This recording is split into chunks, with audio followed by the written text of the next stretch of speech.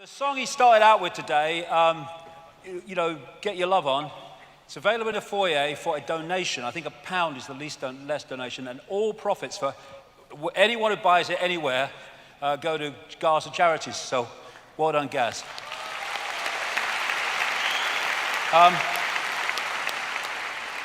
Now, Awaken, Awaken, Awaken.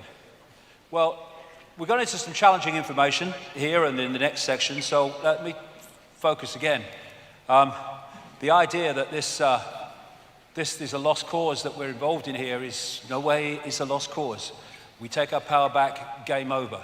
So we can paint another picture. Please hold that thought, because it's very, very important we don't get pulled into fear by seeing what we're involved with. Now, Gino Krishnamurti said something very, very true when he said, if we can really understand the problem, the answer will come out of it, because the answer is not separate from the problem. They're indivisible. And you know, what I find in like some what they call New Age areas and stuff like that is, you mustn't talk about anything negative. Oh no. Well, correct me if I'm wrong, but I've never come across any knowledge that was negative. I've come across knowledge I'd rather not be true, but I've never come across knowledge that's actually negative. Ignorance is freaking negative, not knowledge, because you can do something with knowledge. And so the idea that we should be frightened of looking at things as they really are, I mean, it's just another version of looking the other way and hoping it will go away. It won't. So when people say, well, what's the solutions? Well, fundamental to any solution is to understand the nature of what we're dealing with. Because then we've got a much better chance of dealing with it. We know what we've got to deal with. And, a lot in the conspiracy research arena, like I said earlier, brilliant. There's so many people involved in this now. But the vast majority of them will not go even close to where we're going to go in the next 2 hours or so, because of religious belief systems, or because, well, even if it's true and I say it, I'm going to lose my credibility. I think you lose your credibility if you don't go with what you believe to be true, and you edit that on the basis of what will people think of me if I say it. That's how we got into this frickin' mess. And unless we understand how deep the rabbit hole goes and what we're dealing with, we're never gonna find an answer to it. And just stockpiling weapons and fighting the system is just playing into the system's hands for reasons that will become clear, indeed, possibly already have. So we are infinite awareness, capable of multiple realities and perceiving multiple realities. We've been caught in the bamboozle, which has led to this and this through the control of perception. So who or what is ultimately behind this? Or at least the depth of the rabbit hole we've got so far. Well, they ain't, for a start. Because they're just here today, gone tomorrow, people who are just puppets of a system that's here yesterday, today, tomorrow, and the next day. It's not him. I don't care if he's supposed to be the most powerful man in the world. He ain't. He's another bloody glove puppet. And anyone in that job, the same applies to. It's not him either. Here today, gone tomorrow, presidents and leaders who are replaced by other leaders. But the system, the direction goes on, because there's something behind that that's pushing that direction on. And nor even is it the corporations. They're still at the level of playing out the control. It's not actually at the point of creating it. It's not the origin. It's not people sitting around tables. They're still at the point of playing it out. You can go into the shadows and you can get closer to where it's coming from, but you're still at the play out level. You go even deeper into the rabbit hole, really deep into the web. And that's where you find people like the Rothschilds and such like. You don't see us, but we control your life. But there's levels beyond that, where it's coming from. But where is it? Okay, well, I'm going to cut to the frickin' chase, really. The truth doesn't change because you don't want to hear it. Now, obviously, I can't go into great detail with this. I mean, the perception deception is that bloody big. The whole day is about connecting dots to show the picture. And all I can say is for 25 years, I've been full-time on this, and the evidence has brought me to this conclusion. There's no one out there see? All that is, there's no one out there. And when you think that what we're seeing is only what is within a narrow band of visible light, and then you think what possibilities lie beyond that in the great infinite forever, the idea that we are alone is absolutely beyond ludicrous. And the fact that you can be seen as crazy for believing that shows how inverted the system is. This reality, this infinity, is teeming with different expressions of life. And some of it's interacting with us. This is Professor of Mathematics and Astronomy at Queen's Mary University, London, Bernard Carr. He said, our consciousness interacts with another dimension, actually many other dimensions. Our physical senses only show us a three-dimensional universe. What exists in the higher dimensions are entities we cannot touch with our physical senses. Exactly. So the idea that we just operate in isolation of everything else is, for me, crazy. So like I say, I'll cut to the chase. This reality that we're experiencing has been hijacked by a force that some ancient people called archons, but there's different names right across the ancient world for the same force, the same entities. This is when the penny drops, when all these different names for the gods all over the world turn out to be different names for the same force, because they're described in the same way. And all over the world you see this. In the Far East, Central America, and other places, they're known as the serpent gods. The Zulus call them the Chitahuri, the children of the serpent. They're the Anunnaki in Sumer, Babylon, now Iraq. They're our snake brothers to the Hopi people of North America. They're the star people, many, many examples of that. They are the demons of Christianity. To the Gnostics, they are archons. And to the Islamic and pre-Islamic world, they're called the jinn. And in their prime form, they are energetic in nature, but they can take form, as I will talk about. So, like I say, they're described so much in the same way, because they're different names for the same thing. So, the Gnostic people, not the Christian Gnostics, the pre-Christian Gnostics, that ran the great library at Alexandria, and they also manifested as the Cathars in southern France. They say that the archons are made from luminous fire. The jinn, according to Islamic and pre-Islamic belief, are made from smokeless fire. And you see this correlation of description wherever you go. Now, this, for me, was one of the great finds ever in terms of understanding the nature of what is happening. At Nag Hammadi in Egypt, about 77 miles north of Luxor on the Nile, in 1945, a sealed jar was found with loads and loads of documents in it, leather-bound. And they told the beliefs and the perceptions of this people called the Gnostics. And the Gnostics had a completely different view of reality than religion, which is why the Roman Catholic Church and the Roman Church tried to destroy them wherever they got any strength and any foothold. They ran the great library at Alexandria, which had something like 500,000 scrolls detailing the beliefs of the ancient world and the history of the ancient world, destroyed by the Roman Church. And like I say, the Cathars, who were destroyed again by the Roman Church in 1244, I think it was, at that place in France, Montségur, that fort on the hill where I've been a couple of times. The religious establishment wanted these people destroyed because they were dangerous, because they had the truths they didn't want the people to know about. And this is what these scrolls and this find at Nag Hammadi said. 1/5 of the texts, and there were lots of them, were about a force they called the archons, which they say created our physical universe, and they equated them with the Judeo-Christian Yahweh Jehovah God.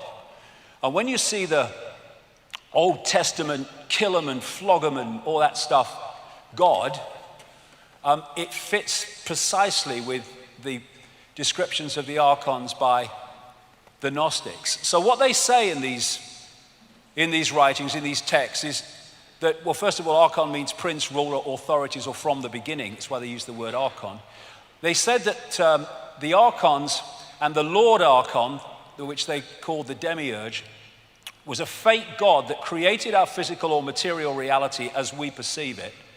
The Gnostics related the demiurge, like I say, to the Judeo-Christian Yahweh Jehovah God, and they are inorganic, not resulting from or produced by growth. They are artificial. And they say in these texts that they created the inorganic parts of the solar system, but that the sun, the moon, and the earth were a system that were of itself and different from the rest, which was kind of interesting with what will come later. They said that the demiurge archons had no creative imagination and envy humans because we have. They're like cyborgs. Again, we're coming back to the inorganic. Like cyborgs, a robotic race that can imitate but not innovate. And the word they used was counter-mimicry. Now, what they were saying, in effect, is if you gave these archons a blank sheet of paper, they could create nothing on it. They don't have that creative imagination, that what was called intentionality. But you give them something with a piece of paper with something on it, and they can twist it and manipulate it once it exists.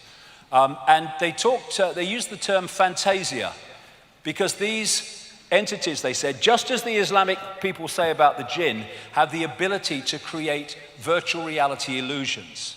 They're mind parasites. They possess humanity and manipulate the way they perceive everything. And they say the word you could use more than any about the archons was deception. They are deceivers. And what they create is an inversion of the natural order, which will become so crystal clear as we go along. Why? Interesting, like we see these different names, and actually for the same thing. The classic Satan is called the deceiver and the demon of demons, as this demiurge is called the archon of archons, the Lord Archon. Now, as I've kind of studied this and put it together, it seems to me that what we're looking at is what I would call a self-aware distortion, and it's self-aware inversion. Now, this is why the first 2 hours of today was so important. Everything is conscious. Even a distortion is conscious. Even an inversion is conscious, but it's conscious in a way that reflects the inversion and the distortion. And if you look at what we call evil, it is live written backwards. Evil is simply an inversion of life, an inversion of perception, and evil is extreme ignorance, which is the inversion of truth and awareness. And because this force, this archontic force, shall I call it, is an inversion of life, that's why it and anything attached to it is obsessed with death, which is an inversion of life. And so you get the Satanists who worship these gods in their rituals obsessed with death. That's why they're attracted to churchyards and cemeteries and stuff. And so the death cult, which is what this archontic force and its followers are, is about destroying. It's about killing. And whereas the natural order is about life and abundance. And so when you look at the way the system, the archontic system that I'll come to, is destroying life, it's destroying life in war, but it's destroying life, the natural world. And it seems a contradiction, but it's not, because that's their world. The archon world described by the Gnostics is one of death, one of no creative imagination. It's a death cult, and all this pollution and environmental devastation is absolutely what it wants because that's its reality. And the other thing about the archontic mind is it's what we call psychopathic. They're psychopaths, the definition of which is this: no empathy, no remorse, no empathy, no ability to put themselves in the feelings of those that suffer the consequences of their actions. Once you have no empathy, you have no limit to what you will do because you have no emotional consequence for doing it.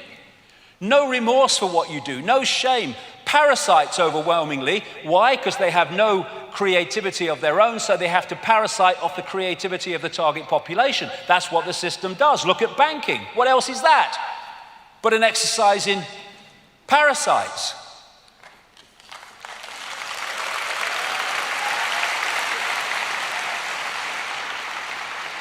And these people, which manifest as many world leaders and all the rest of it I'll come to, are pathological liars. What is a pathological liar? An inversion of truth, inversion. And they'll do whatever it takes to get their end goal.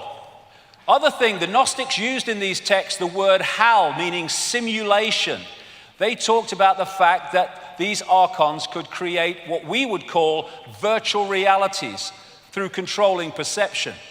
They said about the archons, they make something appear to happen that does not happen. They can induce a virtual reality experience in the translation. And what do the Islam and pre-Islamic world say about the jinn? They can manipulate humans by creating illusions. This will become big time relevant the longer we go into this 2 hours. So we're back to this, that what our reality does or is, it's possibilities and probabilities folded into existence by perception. So this whole archontic system is about programming our perception, programming a distortion of our perception, an inversion of our perception, which is why we live in a madhouse, because it's an inversion of the natural order. So the idea is to disconnect the human mind, the human droplet, from the ocean and lock us into this tiny set of frequencies which then we perceive as all that there is to see, and gotcha. Now, before this, what I call hack, and you'll see why I say hack shortly, there was another world described by the ancients, and very much along the lines of the Avatar movie and the Na'vi, the blue people, and how they interacted with the natural world, how they communicated with animals, how they communicated with each other beyond speech. And what the Gnostic texts say is that the archons made a bad copy, as they describe it, of our original reality. The original reality was that kind of avatar world.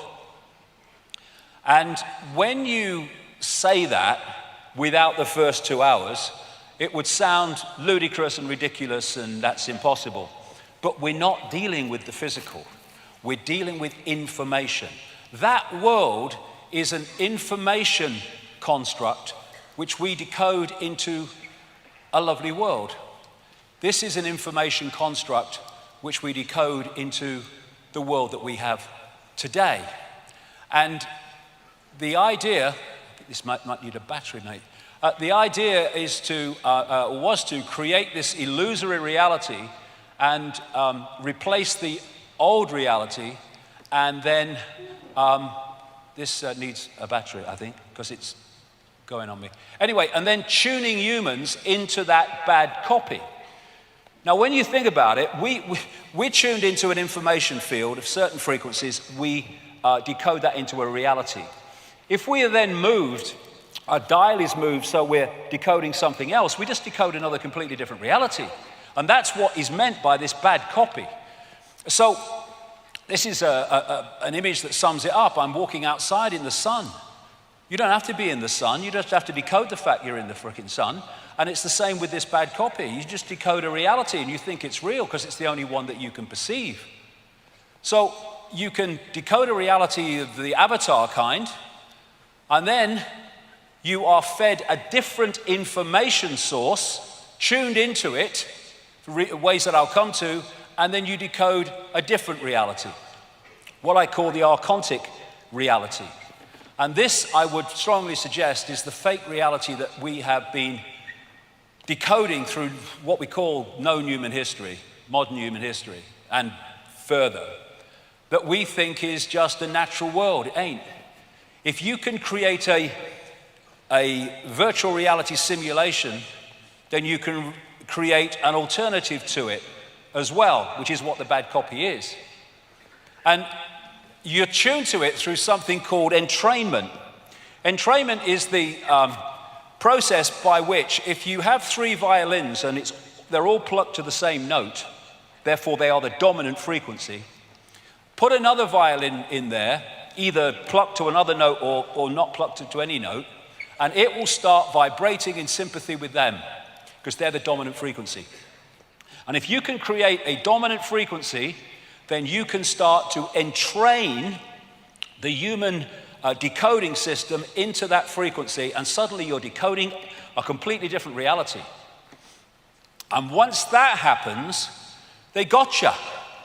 If you don't realize that's what's happened, because to you, well, this is how it is, mate. This is the world, isn't it? Well, what world is it? That's my question. And, you know, I liken this archontic distortion, inversion, to a computer virus. It absolutely fits. A computer virus, in our terms, obviously not exactly the same, infecting human perception. So what is, like I said earlier, a computer virus? It's rogue information. It's just introducing into the original system rogue information which distorts their word again and inverts the original system. So this is what a computer virus can do. Damage files, slow the system, show messages, take control. And how a computer virus works: a virus is a small piece of software that piggybacks on real programs. The archons do not have creative imagination. They cannot create. They can only distort what already exists. How can you describe a computer virus in better terms than that? Similar to the way a biological virus must hitch a ride on a cell, a computer virus must piggyback on top of some other program or document in order to launch. Once a computer virus is running, it can affect other programs or documents. It has piggybacked the original reality and has distorted it. And this is what is manifested as what the Gnostics called a bad copy. Now, we are taking energy, sustenance, from the energetic field. And we take energy from that field within the frequency band that we're vibrating to or resonating to. We can't take it outside of that band because we can't sync with it, like Radio 1 can't sync with Radio 2. So if you are a distortion and an inversion, you cannot get energetic sustenance from the natural order, because you're not in that frequency band. So to get your sustenance, your energetic sustenance, you have to get it from other distorted energy, which is in the frequency band that you are interacting with. And so the peoples around the world, the different cultures, etc., talk about the fact that these entities, it's a universal virtually description, feed off human energy, but not just any human energy. Low vibrational, as I would call it, human emotion. They feed off fear and anxiety and frustration and anger and conflict and war, because they are a distortion of the natural order of love, of peace and balance. And thus, these archontic inversions, energies can feed off them. And so, it's very like in the Matrix, where the machines, again, inorganic, were feeding off human energy. And so, while we coming from the natural order perspective of love and peace and harmony, think that war and suffering and fear are a bad thing. To them, they are essential to their energetic survival. That's why they create them.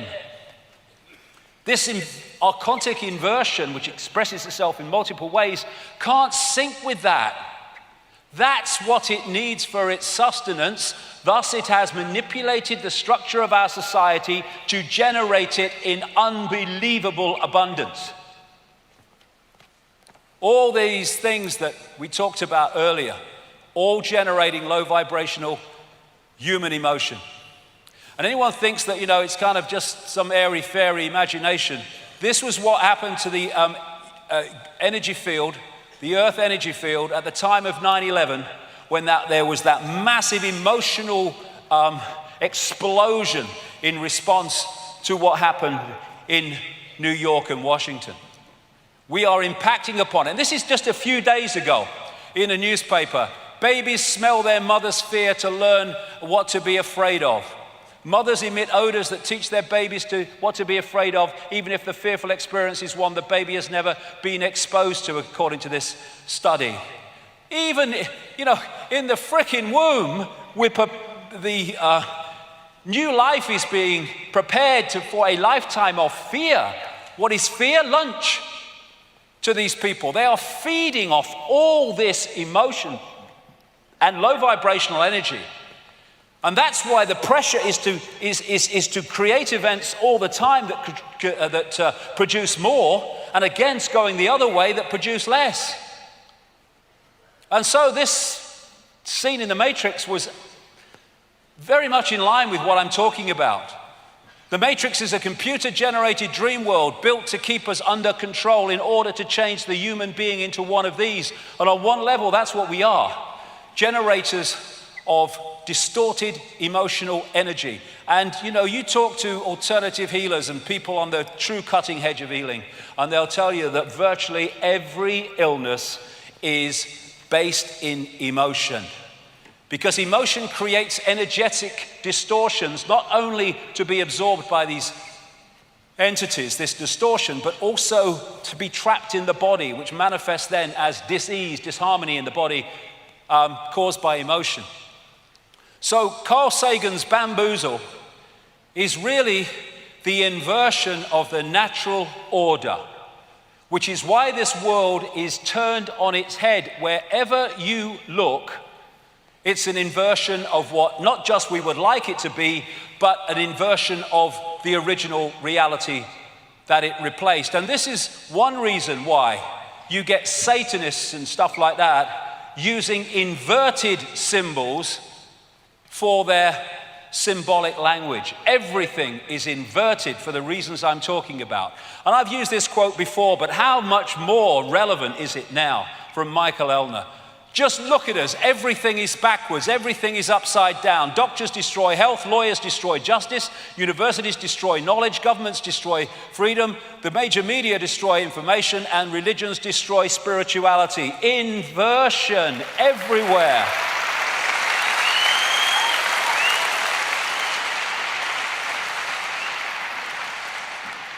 And these expressions of this archontic force are genetic liars, because lying is an inversion of truth.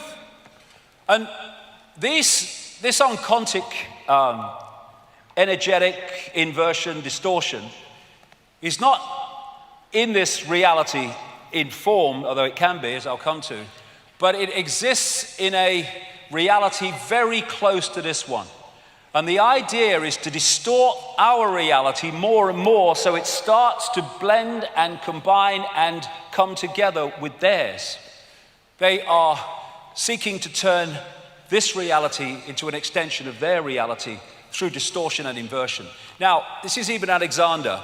He said that when he had his massive near-death experience, the first place he went to was very unpleasant. And to me, what he described was very much like this archontic realm that I'm talking about. He said he heard the sound of rhythmic pounding that was distant yet strong, a little like a heartbeat, but darker and more mechanical that keeps coming up. Cyborg. Like the sound of metal against metal, as if a giant subterranean blacksmith is pounding an anvil somewhere off in the far distance, pounding so hard that the sound vibrates through the earth or the mud or wherever it is that you are. Reptilian, worm-like creatures crowded past him, he said, and sometimes rubbing against him with their smooth and spiky skins. Faces bubbled up out of the darkness and became ugly and threatening. The pounding intensified and became like the work beat for some army of troll-like underground workers. He became aware of a smell, a little like feces, a little like blood, a little like vomit, a biological smell, in other words, but of biological death, not biological life. And whatever, that fits absolutely the descriptions of these entities and this inversion. And they're seeking to bring their reality into ours by sinking their frequency.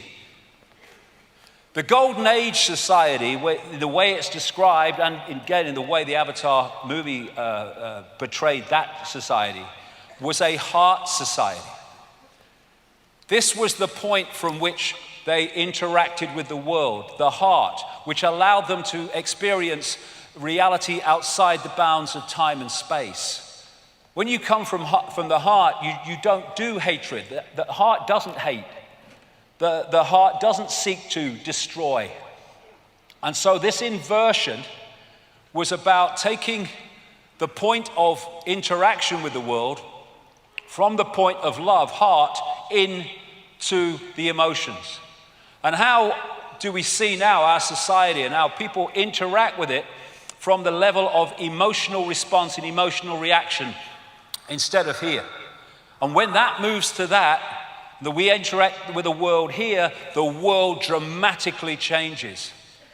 And so, like I said earlier, with this heart coherence with the central nervous system and the brain, once we get into this, we start to disconnect from the heart, disconnect from beyond time and space, and start to have this as the governor of our perception.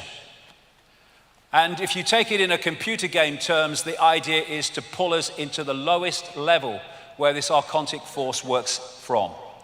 Now, these Gnostic writings have been estimated to have been buried in that sealed jar between about 350 and 400 AD, which corresponds with the destruction of the great library of Alexandria run by Gnostic thinkers. But it's suggested that they were possibly written about 100 AD. In those documents, all that time ago, best part of 2,000 years, they say that the archons can take form, and the main forms they take are reptilian entities and those known today as greys.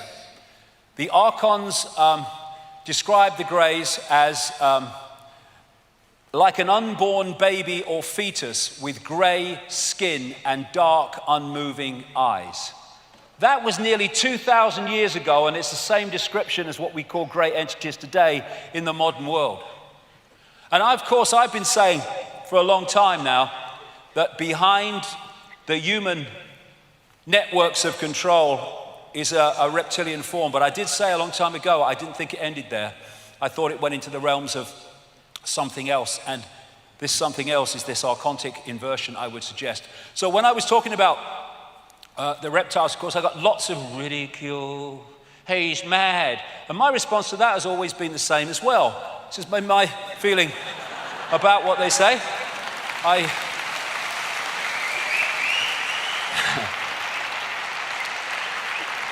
Because I simply want to know what the bloody hell's going on, me. Just want to know what's going on. Whatever it is, I want to know. And if people don't like it, well, they do the other thing, that's just as good. But is it madness, or is it seeing beyond the program? Like I say, condemnation without investigation is the height of ignorance. But they say it's rubbish, but they don't investigate it.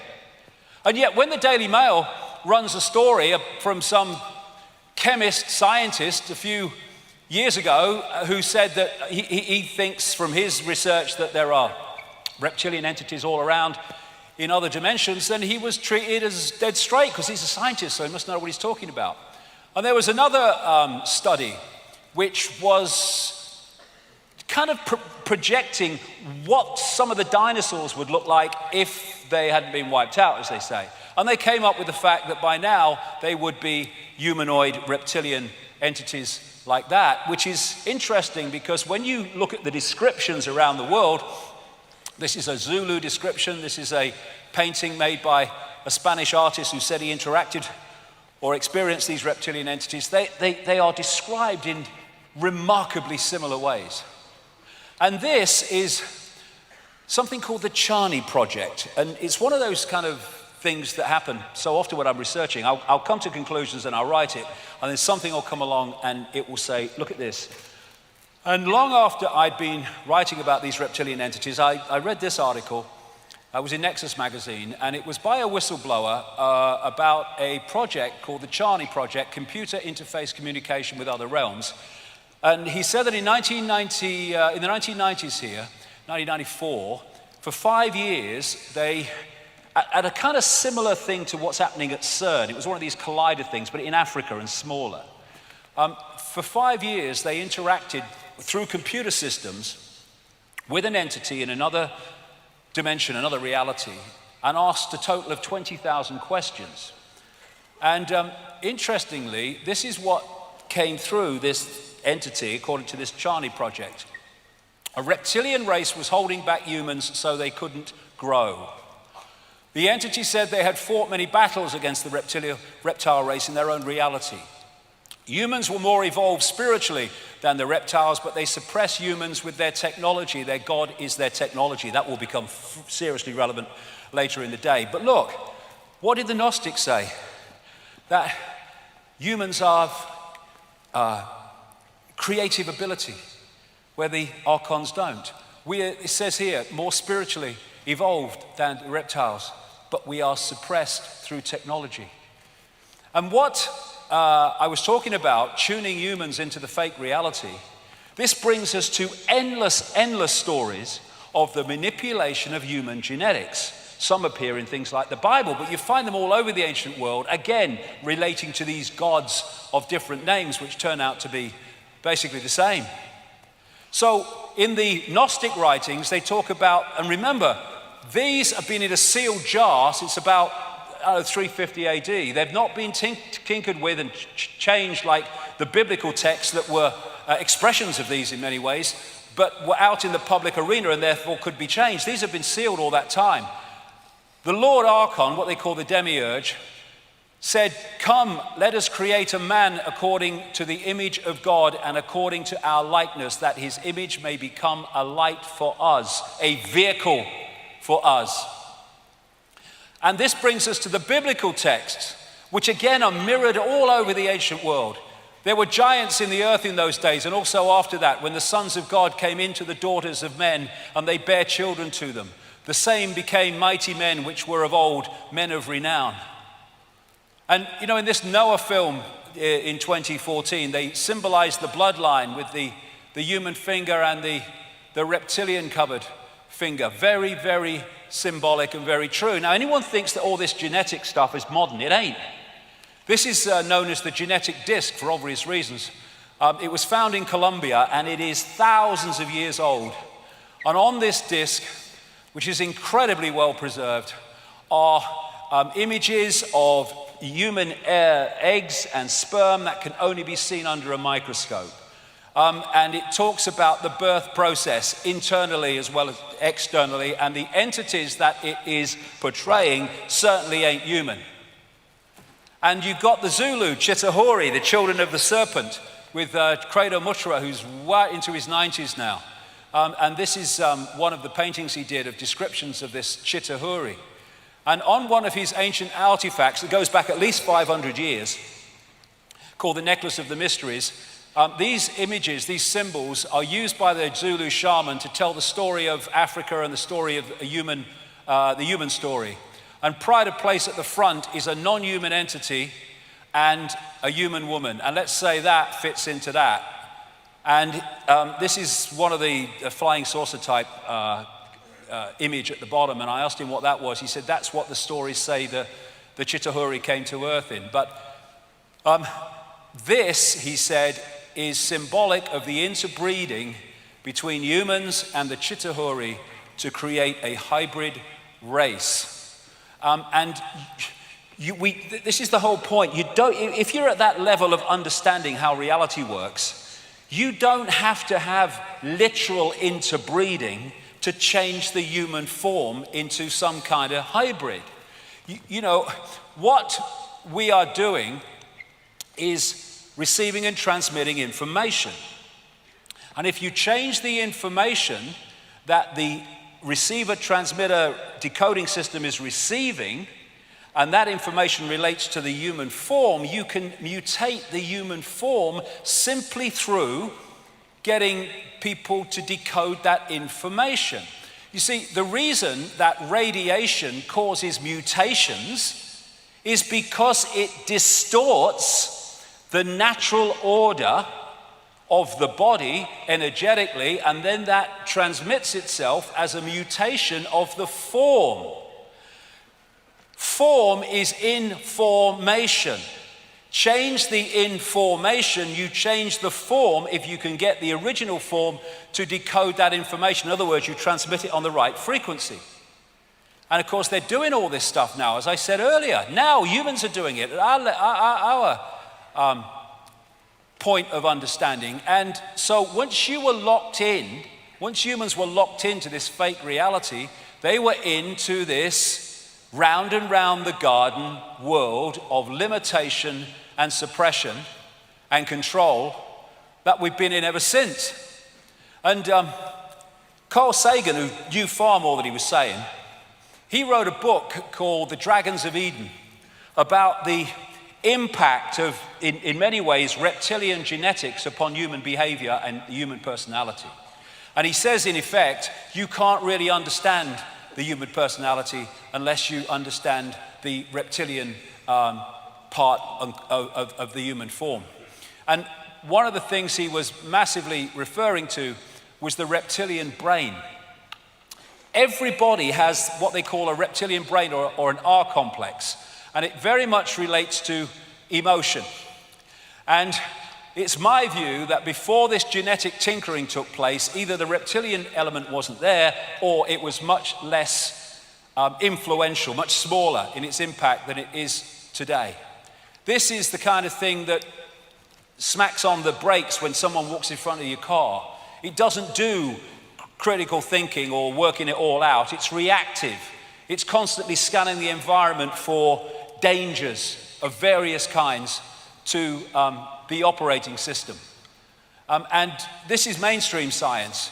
From the reptilian brain, we get primitive and emotional responses. Lunch, for a start. Cold-blooded behavior and territoriality. Mine, it's mine, and you can't have any part of it. A desire to control, an obsession with hierarchical structures of power, which is exactly the way they've structured human society. Aggression, might is right, winner takes all, coming from the reptilian brain. Protecting status, power, reputation, superiority, intellectual preeminence, acquiescence on another level to hierarchy and authority. And for me, of course, there was a very big reptilian input in the Garden of Eden story, which again you find in different versions all around the world. And it talks about the fall of man. I suggest what that fall was the fall down the frequencies from here to here into denser matter, or what we call matter. And it says in the Bible, behold, Adam is become as one of us. I would suggest become of the archontic mind, knowing good and evil. And what is knowing good and evil? It is knowing duality. When you're in a reality based on oneness, based on the heart, which doesn't do duality, then there is no duality. Everything just is. But when you start to pull that unity, that oneness, into different elements of itself, then you can get polarity, you can get duality, and from duality comes conflict, and from conflict comes the energy that they seek, from love to fear, into duality. And so, as we've gone through this period of known human history, this computer virus, if you like, this distortion, has distorted the waveform energetic level of this reality, and we are decoding it through into holographic distortions, like wars and conflicts and people dying of hunger in a world of plenty, where it's all about me instead of all about what is right. And we're locked into this frequency band, thinking it is all that there is. Now, of course, throughout known human history, this theme of possession has been going. Some entities possessing someone and taking over their mental and emotional faculties, their sense of reality. And what that is that on one level, like I said in the first 2 hours, we are an energetic field. You can photograph one level of it, the auric field. And from that auric field is projected the holographic so-called physical world, physical self. What these entities do on an energetic level is lock into that waveform level of the human form. And once they make a connection with it, a frequency connection with it, they can start influencing the perceptions of that person.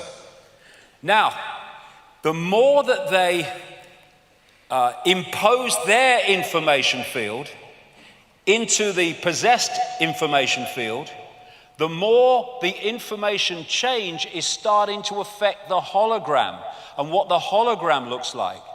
And when you therefore get these possessed people that actually start to form, that's because so much of the information from the possessing entity has entered the possessed entity that it has started to change the nature of the holographic form. And so you get the exorcist type shift with some devilish face taking over from the human one. But that's an extreme version. But if they can lock into any level, they can start to influence your perception. And interesting, this is a Native American concept of inside of us are two wolves. One they say is evil, it's anger, sorrow, greed, arrogance, self-pity, guilt, resentment, all these things. And on the other one, what they call is good, joy, love, hope, serenity, humility, kindness, benevolence, empathy, generosity, truth, compassion, all that stuff. And they say, which wolf wins? And they talk about human nature. Well, it's human nature, mate. But is it? Is that human nature? Or is that the distortion seeking to impose itself on human nature? And imposing itself so much that that concedes itself to that and collectively creates a world that reflects that. Which one wins? Well, which one wins in their terms depicts which world wins. That love, benevolence, empathy, think of the world that would create and once was before the hijack, compared with the world we have now, where we are manipulated more and more into destruction and conflict.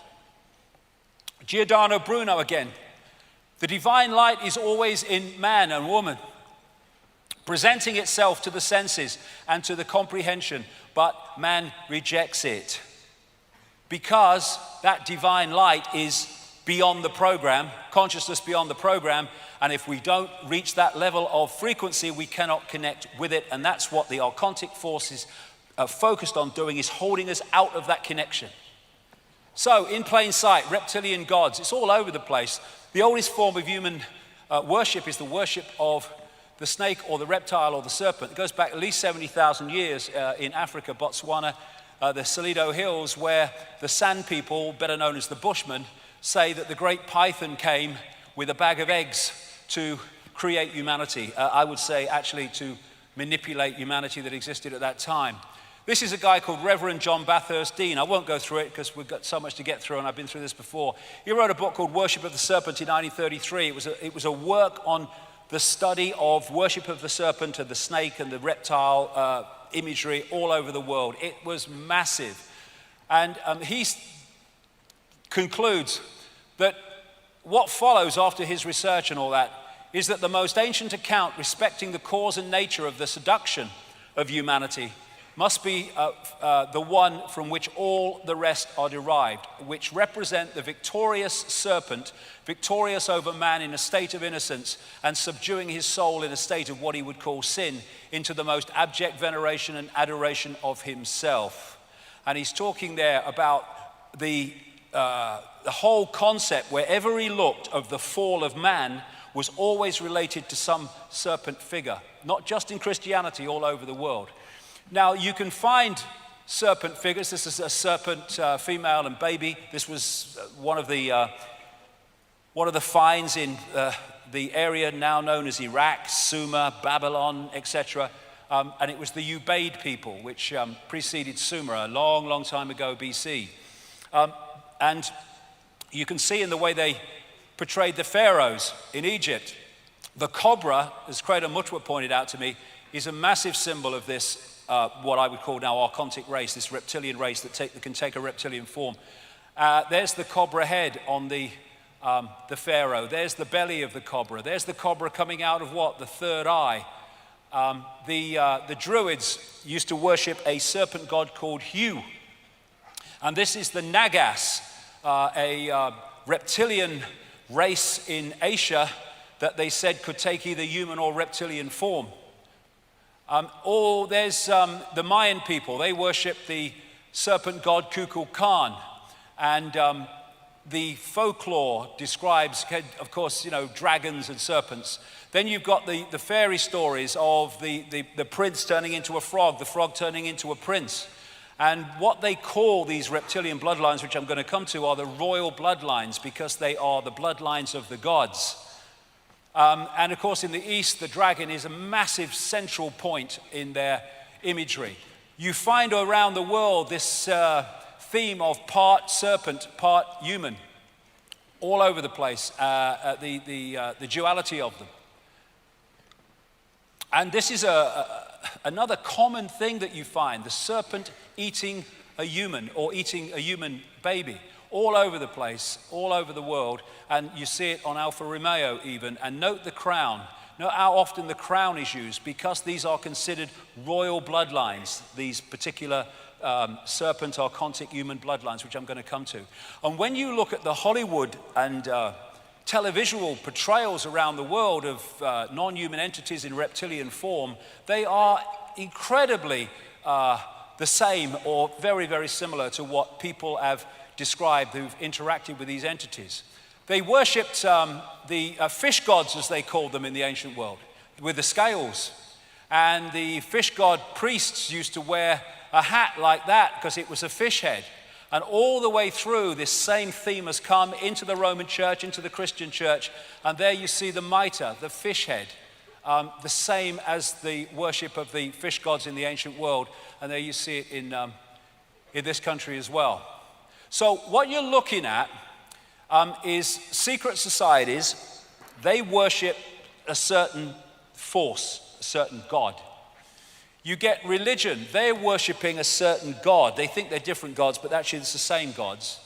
And then you get Satanism. And at the level of Satanism, they are more knowingly worshipping the archontic satanic gods. But in the end, all these different forms, although the vast majority of them have no idea that's the case, are ultimately worshipping this force with tremendous implications that I'll come to. So, I mentioned these bloodlines. This archontic force does not operate in this dimension in the sense that this is not its frequency. So if it wants to pull it to be its frequency, but it can't be its frequency at the moment. So it needs a vehicle within visible light to work on its behalf while it works from the hidden. And so certain bloodlines were created specifically to be that vehicle. Human, archontic, human, reptilian hybrids. And you see the symbols of them with the number of times you see reptilian imagery in the coats of arms of the aristocracy and stuff. Of course, the City of London, the financial district, which is massively involved in the global conspiracy, also has tremendous reptilian imagery. Now, these bloodlines are like the in-betweeners, if you like. You've got the visible light frequency band, and you've got the entities outside of the band. These are the representatives within this frequency which can interact with this frequency and do the bidding of this hidden force. And like I say, it's like the scientist who can't work inside a tank with something that's dangerous, so he puts the gloves on and works from outside the tank and works in it through the gloves. If you take the scientist to be this archontic force, the tank to be our reality, and the gloves to be these bloodlines, that is the dynamic that we're looking at between this hidden force and the one we see. So what has been created is a hierarchy coming out of the hidden down into the seen to create and direct a society that generates maximum low vibrational energy and systematically imposes the virus upon our society more and more and more. And these bloodlines have a particular DNA. And what is DNA? It's an information field. And they, when they create hybrids and anything like that, they see it as a software program. They don't see it the way we see it. And so the reason that these bloodlines interbreed so incessantly, I mean, we see it with royals, but all these Eastern establishment families of the United States into banking and corporations, they interbreed just the same. It's to hold this information field, which has a certain series of personality traits which the archontic force wants in these hybrids because it makes them work on their behalf without any compassion or empathy or question in terms of the impact and suffering that they make people have. So this information field, this DNA, this hybrid, has the natural order traits that I talked in that wolf's image. It has them deleted. They have the ability to empathize deleted, the ability for remorse deleted, the ability to feel any emotional impact for what they do to others deleted. And what they are describing are psychopaths. These people are psychopaths in our reality on behalf of psychopaths operating outside our reality because they are an expression of this. No empathy, no remorse, no shame. How on earth can you bomb the living shit out of Gaza and have no emotional impact?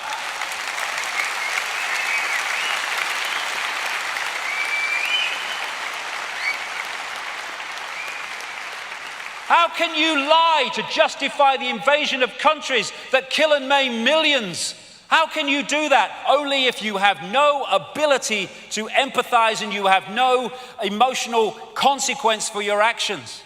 So, you think politicians are on the world? No, it's something very different, which the major politicians are an expression of. Some know, many don't. And the reason that these hybrids are so, I'll call them the elite for want of a word, are so important is because there is a hybrid genetics. It means, because when you go back, genetics is just an information field, a frequency field. The frequency of the hybrid is closer to the frequency of the archontic entities than the general run of the human population. So the ability to possess, control, and dictate their behavior is far more powerful with the hybrids than it is with the general population that have a different genetics. And this is a Swiss clairvoyant called Anton Steiger, who was telling the story of his life in an article. He wasn't talking about any of this stuff. He was just saying experiences he's had. And this was one of them. He can see beyond what we call the physical into the energetic levels. When I see people in business or politics who are particularly trapped by the material world, for example, I notice that they no longer have any light bodies at all. In many of these people, the point of light at the heart chakra, here we go, which is otherwise always present, is no longer visible to me. What do we call psychopaths? Heartless people. Instead, I see something like a layer of shiny tar around them, in which a monstrous being in the shape of a lizard can be distinguished. When such people speak on television, for example, I see a crocodile shape manifesting itself around the person like a concave mirror. I don't see the light of their throat and forehead chakra. And I've talked to people all over the world that can see beyond the physical, who don't describe exactly the same, but it's very, very similar in terms of this possession. There you go, there's one of them, look. It's just a trick of the light, don't worry.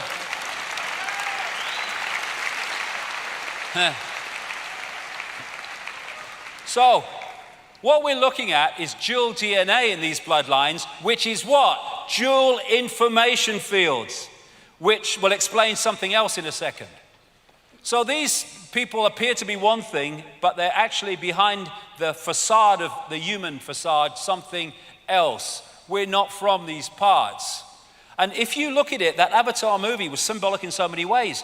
What the American invaders did in the Avatar movie is they infiltrated the Na'vi, the blue people, by looking outwardly like the Na'vi.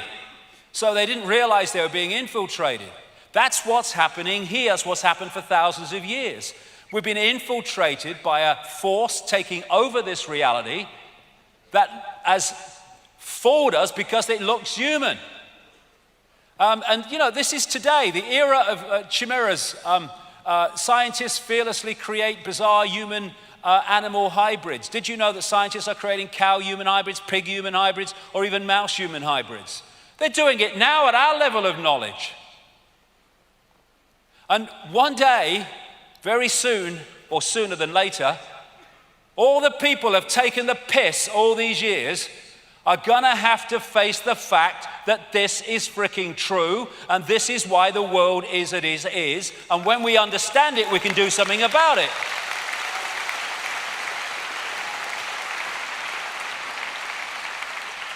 So shape-shifting, another thing, what, you know, I'm supposed to be kind of off with the fairies. It's so simple once you understand reality.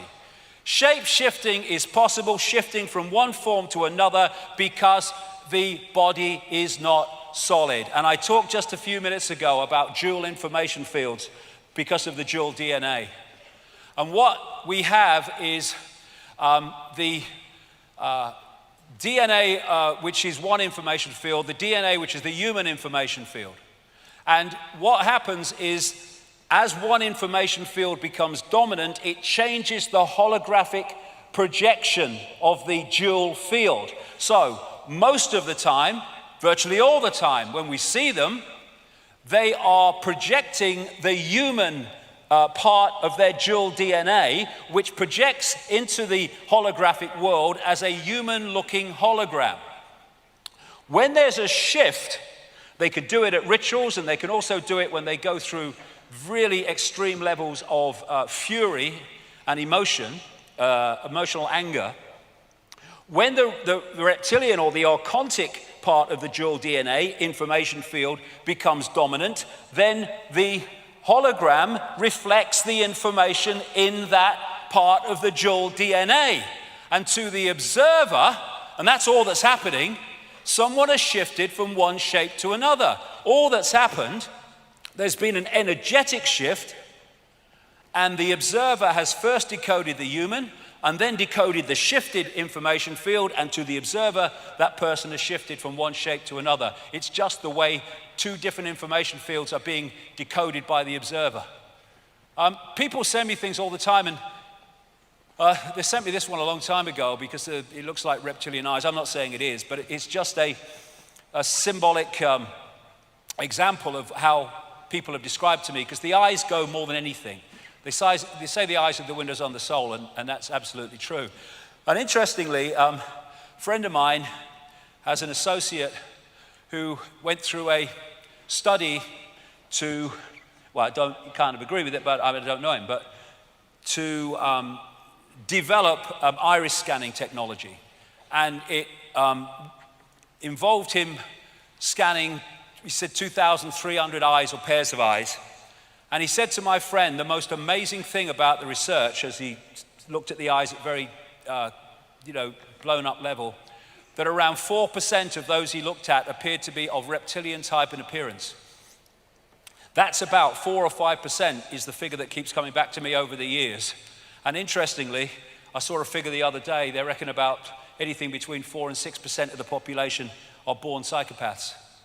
Whether that's connected, well, have a think, I don't know. Now, so what we're looking at is behind the painted smile, something very, very different. And you look here at one of the great traits of the reptilian brain. And of course, if you have more reptilian genetics, you're going to express the traits of the reptilian genetics information field more powerfully than the general population.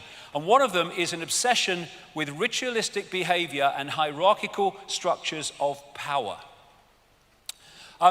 This is why things like royalty and the state are bloody obsessed with ritual. It all has to be at a certain time, in a certain place. It goes round and round, ritual, ritual, ritual. That's a classic trait of the reptilian brain. It's why people like Satanists are obsessed with ritual. The secret societies, of course, are obsessed with ritual. Religions are obsessed with ritual. Here you go. This is the lady. They're so freaking happy, these people, aren't they? Hey? They're so happy. And the emotionless state of so many of the royal family, the real genetically deep royal family, is classic reptilian brain archontic personalities. And you see the obsession with ritual. When they bring someone new in the bloody royal family, they have to send out a new list for who's got to curtsy or bow to who. I mean, they're bloody mad. It just happened to be head of state. Look at it. I know my place. Your lick majesty. Have you ever seen her do that to him? We elect him. We have no frickin' say in her. And yet,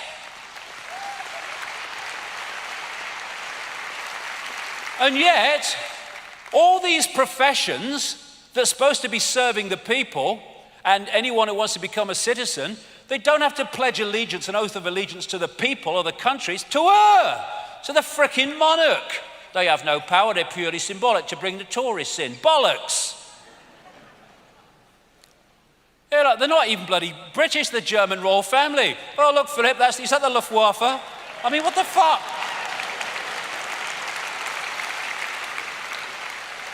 I mean, they place them in here, that's your head of state now, well, thanks very much. Does she speak English? Look in this one. We parasite off you when we have contempt for you, but you just let us do it while asking God to save me. What the fuck? God save the Queen! Bollocks to the Queen! What? And I have to bloody smile. There's a big England football match and all the players are lined up and the crowd are there and we're all patriotic. Oh, yeah, we are. And they go, long to reign over us. God save the Queen. Long to reign over us. I ain't, but many people, most of them are singing and demanding to be reigned over, suppressed, controlled over, dictated over. And that energetically has an impact, even though they don't consciously realize that's what they're doing. Just the national anthem, mate, it's not. See, it's lovely. They piss on us and we say it's raining. They piss on us and we say she's frickin' raining. There you go. And I think this guy's made the best statement ever about the Queen. I do. I love it. I think that's brilliant. It's fucking lovely. That's just absolutely perfect. Give that man a knighthood.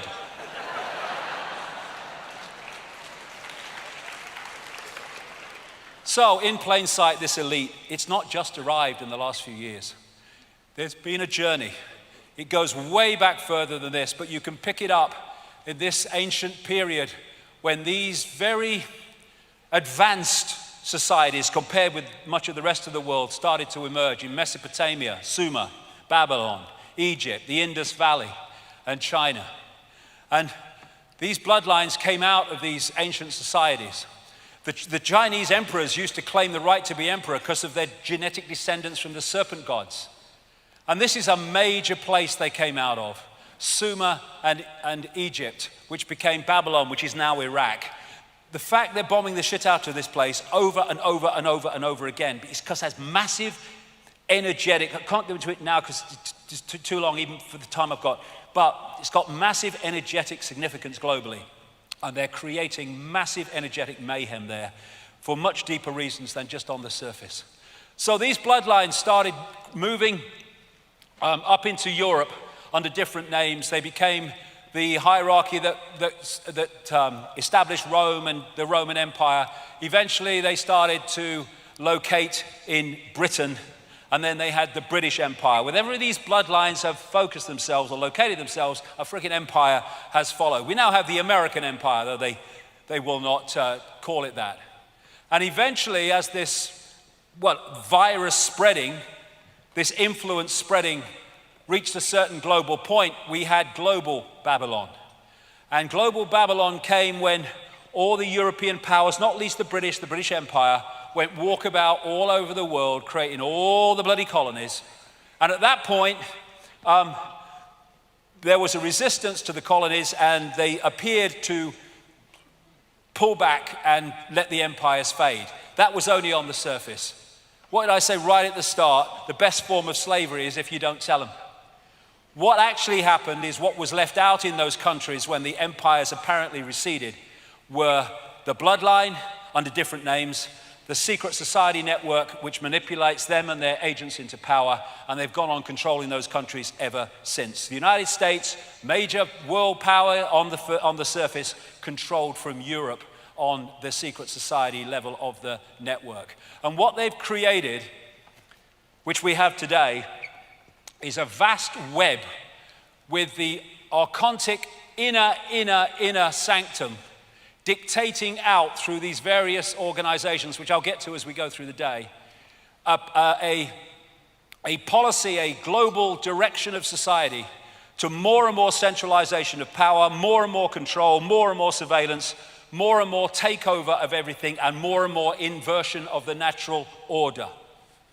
And they have the hidden with the secret societies, the deep secret societies, and then the hidden has a cusp where it meets the scene. And there you see organizations like the Bilderberg Group, the Club of Rome, the Trilateral Commission, and the Council on Foreign Relations in America. And then from the cusp of the hidden meeting the scene, you come out into the real scene, which are countries and agencies of government. And they are making decisions and introducing policies which on the face of it appear to be made on their decision, on their say-so, but where it started was here, coming out from the center of the web. And that's why the same things can happen all over the world at the same time. The virus spreading, that's what it's been. So, we have these apparently different aspects of the hidden and religion operating in isolation. They're not. They're all worshiping the same God. Some know, some don't. It's bloodline Satanists. As I've gone through this 25 years, again and again, when I've followed the trail of people in power, I have found members of secret societies, of course. I have found Satanists, and I've found pedophiles. And those three things come together in ways that I'm going to describe. Behind it is this archontic force, like I say. And the here today, gone tomorrow people, even those that have some awareness of what's happening, they are the gophers that introduce what starts out in the hidden. And Satanists are interacting with these entities. When they talk about, I've talked to Satanists, former Satanists all over the world, who've given me chapter and verse on how it all works. And they are, in these rituals, interacting with these archontic gods, these archontic demonic entities. And what is happening is in the archon realm, where these major satanic rituals are taking place, in the archontic realm, there are rituals taking place. When I say rituals, there is manipulation of energetic fields taking place to mirror the energetic impact of the rituals that are taking place in the satanic ritual within our reality. And what that does is create an energetic sync, an energetic synchronization, which allows these entities, some of them, to slip through like an energetic gateway, vortex, into this reality for these rituals. I've talked to many, many Satanists who described how these entities have manifested at their rituals because of this reason. They use colors, certain colors, because it's all about frequency and wavelength. They're manipulating energy. And you see these colors again and again in the pomp and ceremony of the royal family and stuff like that. And this is David Berkowitz, who was the son of Sam Killer, serial killer in New York many years ago now. And he said in letters to a Christian minister in jail, yeah, I did it, but I did it on behalf of a satanic coven. And he said this in one of his letters, absolutely spot on. Satanists are peculiar people. They aren't ignorant peasants or semi-literate natives. Rather, their ranks are filled with doctors, lawyers, businessmen, and basically highly responsible citizens. They are not a careless group who are apt to make mistakes, but they are secretive and bonded together by a common need and desire to mete out havoc on society. It was Aleister Crowley who said, I want blasphemy, murder, rape, revolution, anything bad, low vibrational energy, suppress the energetic sea in which we are interacting. And this satanic network goes into politics, it goes into banking, it goes into the media. Of course, not everybody, not even nearly everybody, but key people that are directing society. This is a Swiss banker quoted in a magazine a couple of years ago, 3 years ago now, in the Russian magazine Novy Den. These people, he's talking about bankers, are corrupt, sick in their minds, so sick they are full of vices, and those vices are kept under wraps on their orders. Many are into Satanism. When you go into some banks, you see these satanistic symbols. My God, you do. Like the Rothschild Bank in Zurich. These people are controlled by blackmail because of the weaknesses they have. They have to follow the orders or they will be exposed. They will be destroyed or even killed. And at the top of the list I saw recently in professions of psychopaths were bankers. Now, this bloodline passes through what we call history. And it just so happens, because it's an information field and it's a personality field and it gets people in a certain personality type. This is Vlad Dracul, Vlad the Impaler, who was one of the most famous Satanists ever. He used to impale people and just let them slowly die. And he was a member of something called in its short name, the Royal Court of the Dragon, which started out in ancient Egypt. And he is the man, because he was such a Satanist, that Dracula, the Bram Stoker Dracula, was based upon. It just turns out that she is a descendant of Vlad Dracul through Mary of Teck, her grandmother. And this is how the bloodline comes through, and these are satanic bloodlines. These satanic bloodlines, it's in the blood, it's in the information field. And Prince Charles has actually publicly talked about his genetic descendants from Vlad Dracul and in Transylvania. So they're descendants of Dracula. I see the likeness. I do. I see the frickin' likeness. I'm not sure about him, mind. I'm not sure he's one of them. Lucky boy, I say. And then you go across the Atlantic. These are descendants of Vlad Dracul. No wonder they have no empathy. They go doing their satanic rituals at places like Bohemian Grove in Northern California, worshipping a 40-foot stone owl, the implications and symbolic nature of which will be coming along.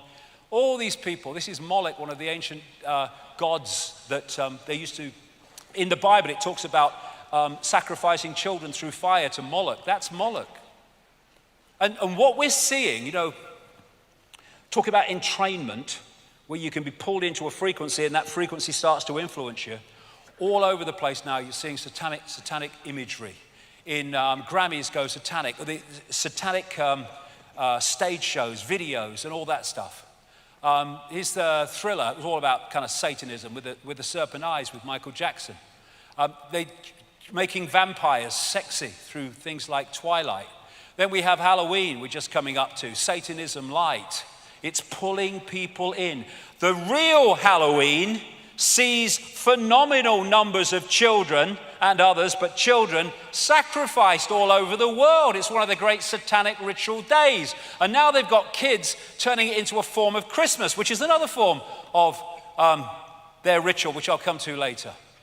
And the real trick or treat was when the Druids knocked on people's doors and demanded a sacrifice of a girl, and then, sacrificed her, killed her, and burnt her on the bonfire, where bonfire comes from.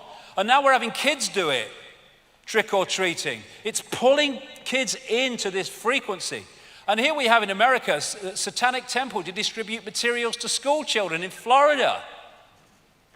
And there was an Australian Satanist who, just before he died, wrote a long document about Satanism and its influence, not as an apology. He supported it. And one of the things he said was that they do rituals on particular points on the Earth's energy field, particularly powerful vortexes, and they do their really dark, horrific rituals because they are seeking to lower the vibrational frequency of the energy field, the energy sea in which we interrelate. And this is what he said. What is most people do not realize is that Satanism is a ritually based practice, and that this repetition has over time left strong impressions upon the morphic field. Control the sea and you control the fish. It's all about frequency suppression to keep us in density and out of multi-level connection. So religion is Satanism light. It's like a public version of it if you look at the rituals. The people who worship the gods of the major religions are worshiping these entities under different names. But they all call them God, but they're actually these entities. We'll come more to that as we go along. And that's why you see this universal religion. There's virgin mothers and babies all over the frickin' world. I mean, where do you look? It's like a franchise. All over. And yet Christianity picks it up. It's the one. It's not. It's just another one of the ancient religion.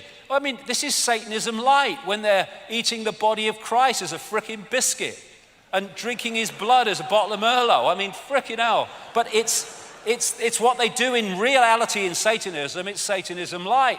What a bloody image on which to base a religion. What is that going to do to you, focusing on that? That's sacrifice. There's an inverted pentagram from a major clergyman in the bloody Church of England. And all religion to me is a form of bloody madness, because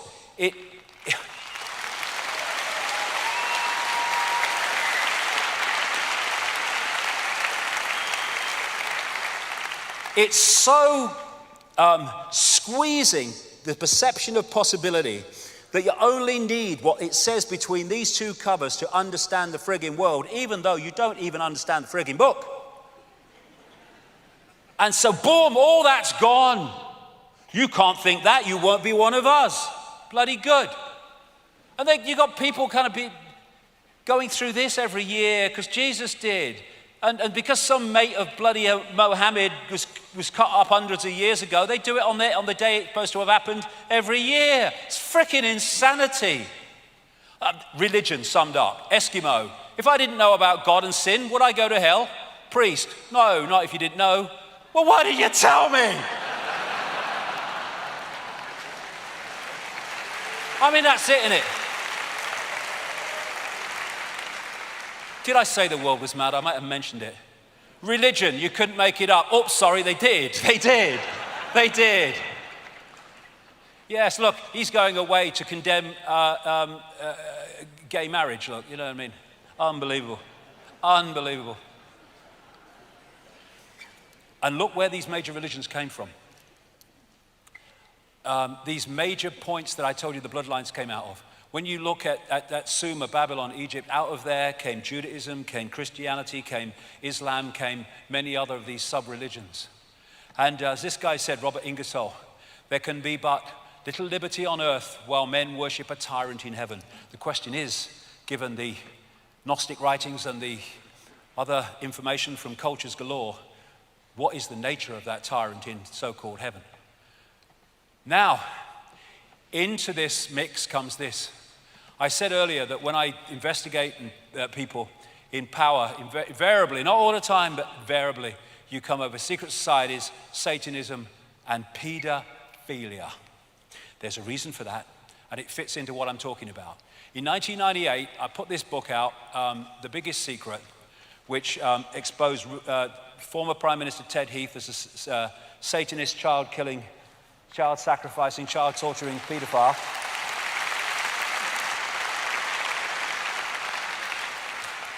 And Lord McAlpine, too. Nobody said anything. A journalist read the passage to Ted Heath days after it was published. Nothing happened. Why? Because it was true. And when Lord McAlpine was suing all and sundry for not naming him, hundreds of thousands of pounds for BBC, didn't name him. Hundreds of thousands of pounds, ITV, didn't name him. Goes for the Speaker's wife. Goes for some comedian on the frigging Twitter. In my book, I said what he was. And on my website, again, while he's suing all and sundry for not naming him. And now it's blowing fricking open, and they are desperately trying to put the lid on.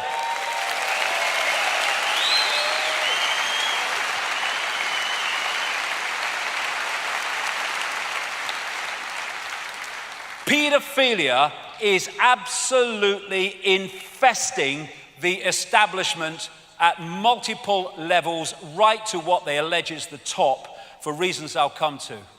All over the world is the same. The number of children being abused by the rich and famous, never mind others, is absolutely staggering, and there's a reason for it. The scale of child abuse worldwide, shocking beyond belief. Yes, this is the question. We need to keep asking about everything. Why? Then you might find answers. Why is Satanism and pedophilia so interrelated and interconnected? Well, this is a Central American shaman, Don Juan Matos, who said this about entities, the archons that he called the flyers, describe him in the same way, feeding off the energy of children. Sorcerers, people who can see beyond the physical, see infant human beings as strange luminous balls of energy, covered from top to bottom with a glowing coat, something like a coat of plastic adjusted tightly around the cocoon of energy. The glowing coat of awareness is what the predators consume, and when a human reached adulthood, all that is left of that fringe awareness is a narrow fringe that goes from the ground to the top of the toes. That fringe permits mankind to keep living, but only barely. What they are after is the energy of children before puberty. We see puberty as a hormonal chemical change. That is merely a holographic expression of an energetic change in the waveform information field. They want that energy before that change takes place. And so these pedophiles are possessed by these entities that stimulate the desire for sex with children. And while it's happening, they are, through the vehicle of the pedophile, drawing off the child's energy. And the reason that you have so many pedophiles in the upper echelons of society, he said advisedly, is because they are the bloodlines, the dual DNA bloodlines, most possessible, most possessed, and therefore the best vehicles for feeding off children by these entities. That Australian Satanist said this in that document: politicians are introduced by a carefully graded set of criteria and situations that enable them to accept that their victims will be our little secret. Young children sexually molested and physically abused by politicians worldwide are quickly used as sacrifices. In Australia, the bodies are hardly ever discovered, for Australia is still a wilderness. And this is what is going on. This is what Ted Heath was doing. And this is why this guy got away with it all those decades. He was supplying children to the rich and famous, and if he went down, they all went down. That's why he was never prosecuted, even though they knew what he was doing. He is a doorway to the cesspit because he was the doorway to so many of the rich and famous, the archontic hybrid bloodlines that were feeding off the energy of children thanks to him. Daily Express, Jimmy Savile was part of a satanic ring, stands back in amazement. Of course, because they're interrelated. Knighthood from the Queen. She didn't bloody know. Come to that in a minute. Knighthood from the Pope. No need for amazement. Roman Catholic Church, and I tell you what, the reason he became the first Pope in 600 years to resign in office will be shown eventually to be related to this subject, among others. So, we've got all these kind of pedophiles, famous pedophiles. Thomas Hamilton, the guy who killed all those kids in Dunblane, he was a pedophile and supplier of children to the rich and famous in Scotland.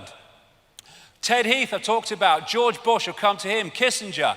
And this man, Lord Mountbatten, member of the royal family, of course, inner royal family, was a known pedophile. And who did Jimmy Savile say publicly, not in this context, of course, introduced him into the inner circle of the royal family in the 1960s?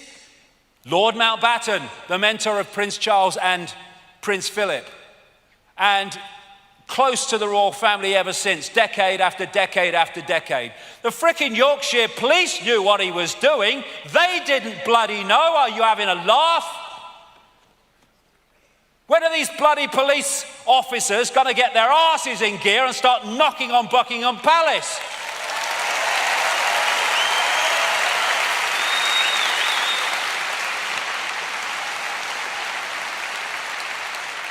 Why was record-breaking paedophile and child procurer Savile an inner circle royal buddy for decades? I knew about him in 1998 when a close friend of Diana for 9 years before they fell out, called Christine Fitzgerald, told me all about him and his necrophilia, sex with dead bodies, death cult. That's why he volunteered to be a porter in a hospital, so he got to the mortuary. And she said Diana thought he was a sleazy man. She couldn't stand him. But he said, when asked, why are you on the inner circle of the royal family? I get things done and I work deep cover. Bloody hell he did. Bloody right he did. And that's why his back was always covered. Who, what, where, when, and with whom? The reason they're desperately trying to put the lid on this is very simple. When the truth comes out about all this, the political and royal establishment will collapse. That's why they're trying to do it.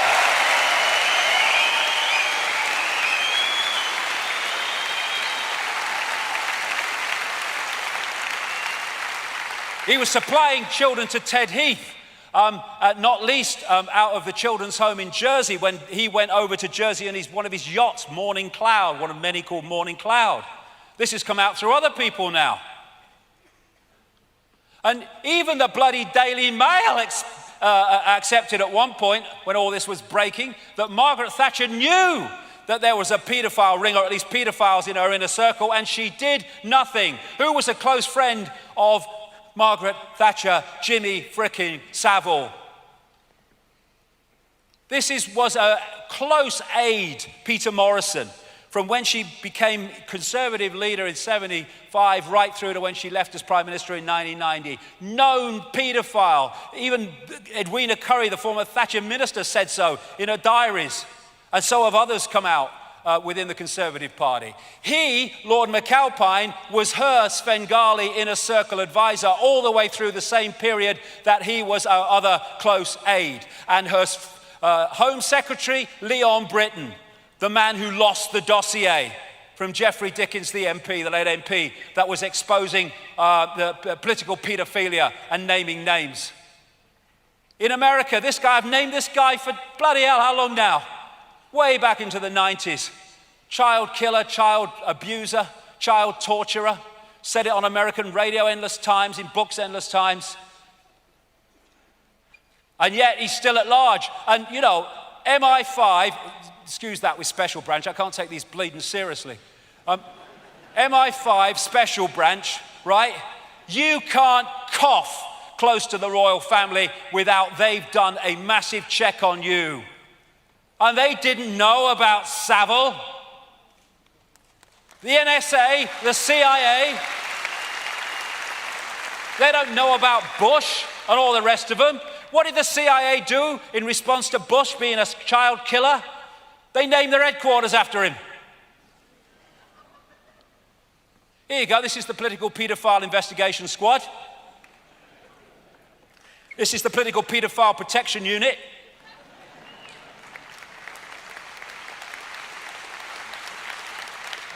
And we keep coming back to the big picture. These are protected because paedophilia has to be protected because of its energetic significance to that which controls the system from the unseen. So Jeffrey Dickens, he had this dossier which he gave to this guy. He's a nice bloody man, isn't he? Now, one of my sources was Andrea Davison. She was a lady that represented the abused at the North Wales inquiry, care home, what a joke. And she worked, was an operative within British intelligence. I met her in the 90s. Lovely lady. And she's now on the run in South America because they fitted her up for a crime that appears not only she didn't do, but actually never took place. And the judge who, in her absence, because she had new people and got her out of the country, the judge that awarded a jail sentence was the lawyer representing the famous names seeking not to be named in the North Wales inquiry, while she was representing the victims, and he never said what his connection to her was when he was the judge making the fricking sentence. And he gave her some of the infamous Dickens dossier with the names on. And her house was raided by North Wales and Derbyshire police, who took it away never to be seen again. It's a massive fricking cover-up. Here you go. Oh shit, right, usual strategy, order an inquiry and make it, go nowhere, sorted. Except that it wasn't. Here you go, we'll leave no stone unturned except for those with our people underneath.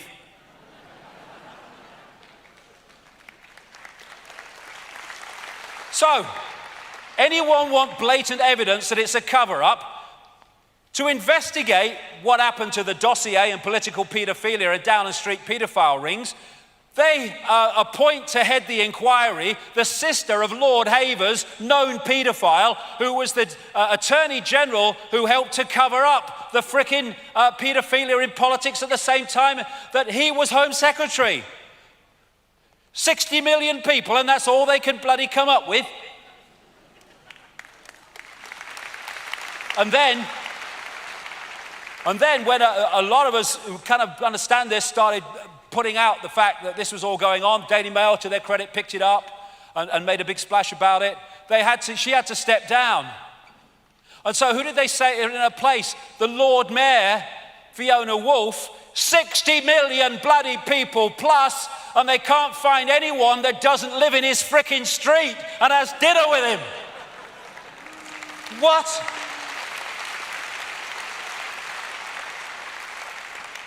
How much evidence do people need? How much evidence do the media need that this is the most blatant cover-up because the establishment would fall and the monarchy would be fricking history if this came out?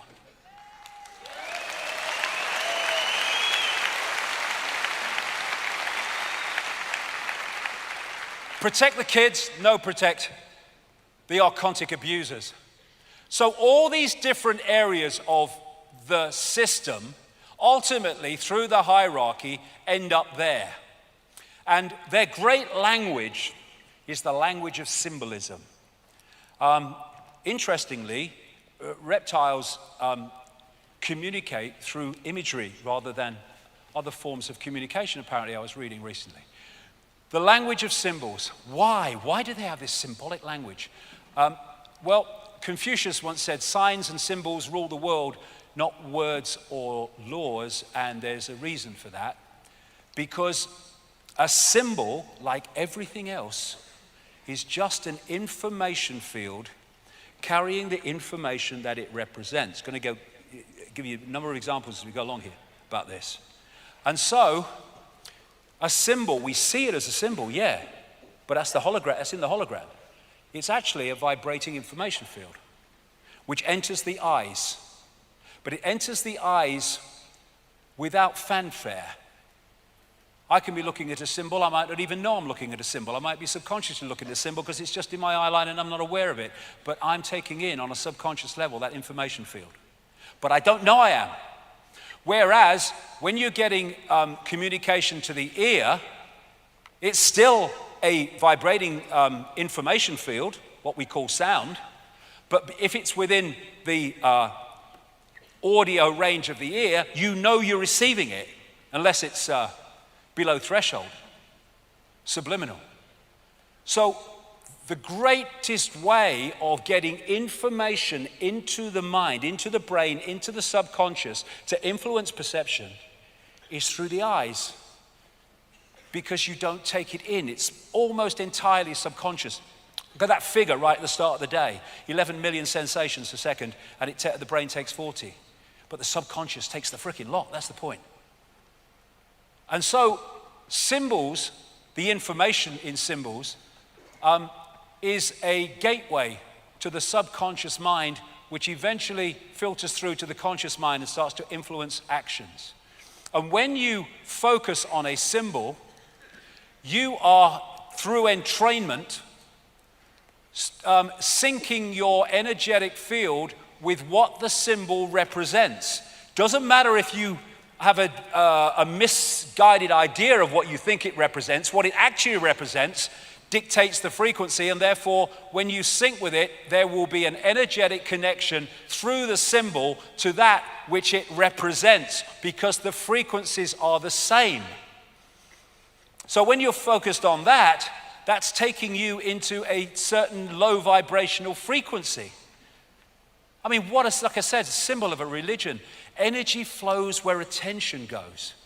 So if you can get people involved in rituals or anything that involves symbols, and you put their attention on it, you are connecting them energetically, frequency-wise, to that, what that represents. And, you know, sportsmen will say that when there's a big crowd and they're all on their side, willing them to win, they get energy from them. Why? Because the focus of the crowd on who they want to win makes an energetic connection with the person, and they start to feed more energy from the crowd. But it goes the other way too. When massive crowds focus on the symbols of this archontic force, whether it's personification or literal symbols, they're making the energetic connection, and their energy can be trawled because there is a frequency connection. And when you have these massive, massive rituals with unbelievable numbers of people, they're trawling energy. Go to a football match with a massively powerful atmosphere, and the hairs on the back of your neck stand up. Why? Because of the electromagnetic field generated by the crowd. That electromagnetic field en masse is what these people trawl. When you go to like Mecca and they're focusing on this, and we'll come to what that is shortly, what that represents is creating a frequency connection through what that represents to what that actually is. When they focus on Mecca, they're focusing on that Kaaba cube, and there are consequences energetically for that. When you have a satanic stage show and the crowd, the kids are focused on it, what it's doing is locking them into that frequency. Entrainment. So there's so many ways that we are fed off in that way. And symbols is a massive way. Of course, the eye is a universal symbol of this network. There you see the eye on the necklace of the mysteries. It goes way, way back. In banking and politics, in church, in state, you see it. This is thousands of years old, found in Ecuador. And there is the eye and the 13 levels of the pyramid. And under ultraviolet light, that even shines the illuminated eye. And that's what you find on the dollar bill. It's one of the major symbols of this archontic network. And there's 13 levels, exactly as in Ecuador thousands of years ago. There it is in Freemasonry, because you'll find it in Satanism, you'll find it in Freemasonry, you'll find it in banking, you'll find it in politics, because they all ultimately are worshiping the same gods. That's MI5. There it is again, the security agencies. MI6, again, the pyramidal shape. This is a church. I think it's in Poland. And here we go, old twerper's back. There you go, have a twerp. Stage show, there it is, classic. And these are locking people in. There's Madonna. What's the chances of this? Katy Perry, Angelina Jolie, Lady Gaga, CBS, Jay-Z. Unbelievable. What's the chances of Chancellor Merkel doing that every time? That's bloody ludicrous. It's not even a natural thing to do. And then you look, I mean, this is unbelievable, this. Animated bloody cartoons and stuff. This pyramid and all-seeing eyes freaking everywhere. I'm not going to go through them all because of time, but every one of the shots that you're going to see has got that in it. Look at them, all over the bloody place. And this is feeding something into the subconscious of those who watch, overwhelmingly kids. The programming starts subconsciously from the earliest age. Like the Olympics in 2012, the one-eyed man, the eye. Here you had the Monsters, Inc. The central character had a single eye, and the monsters were feeding off the energy of children. It was their sustenance. And then you have this is unbelievable again, the number of personalities who get photographed covering one freaking eye up in some form. I mean, look at it. And there's hundreds more. And most of them won't know.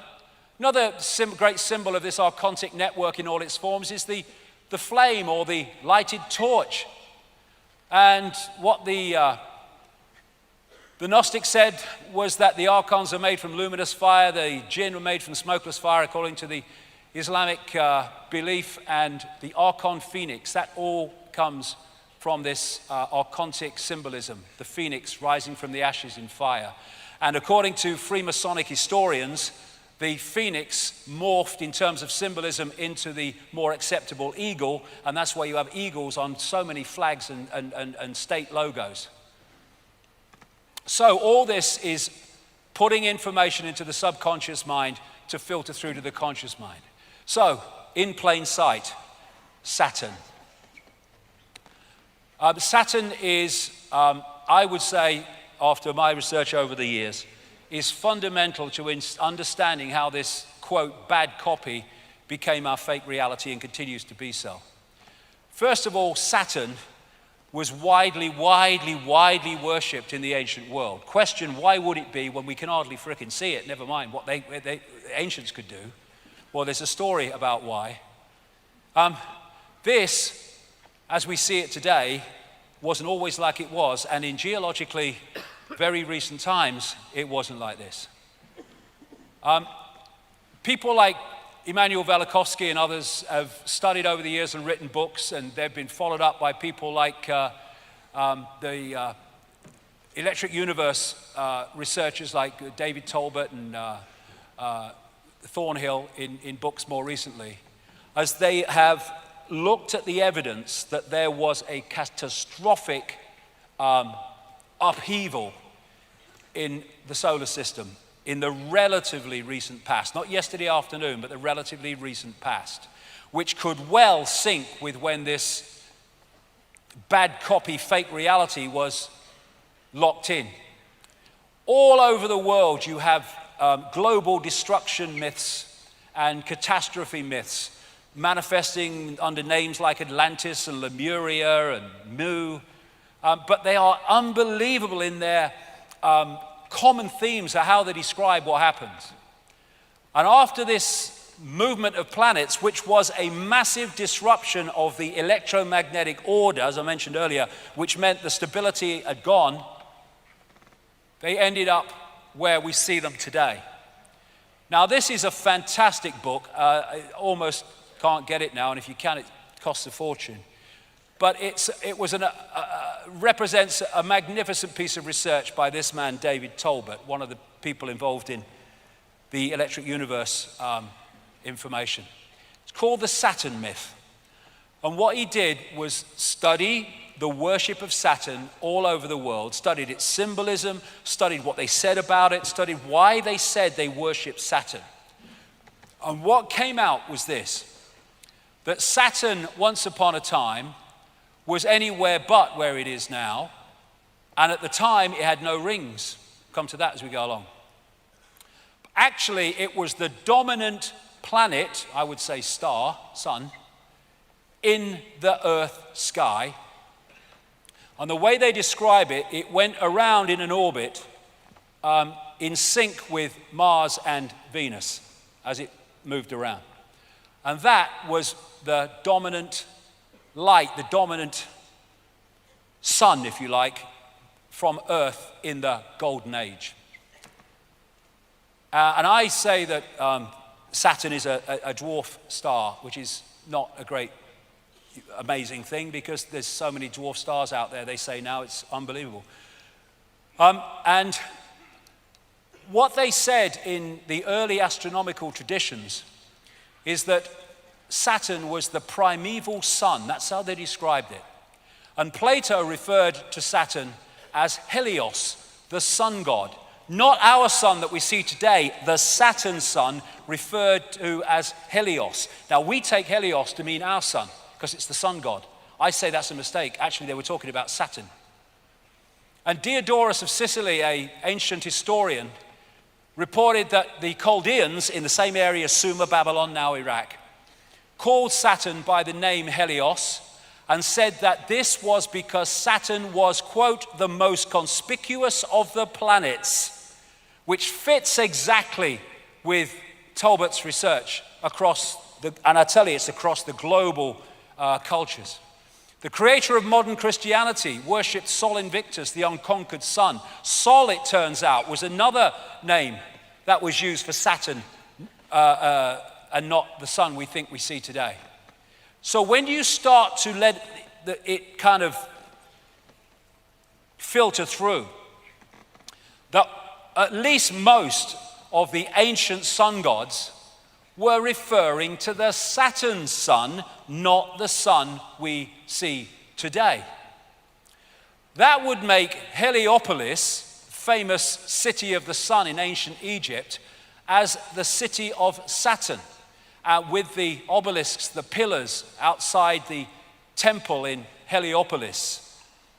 And that relates so closely to Solomon's temple, the mythical Solomon's temple. Every syllable of Solomon means the sun.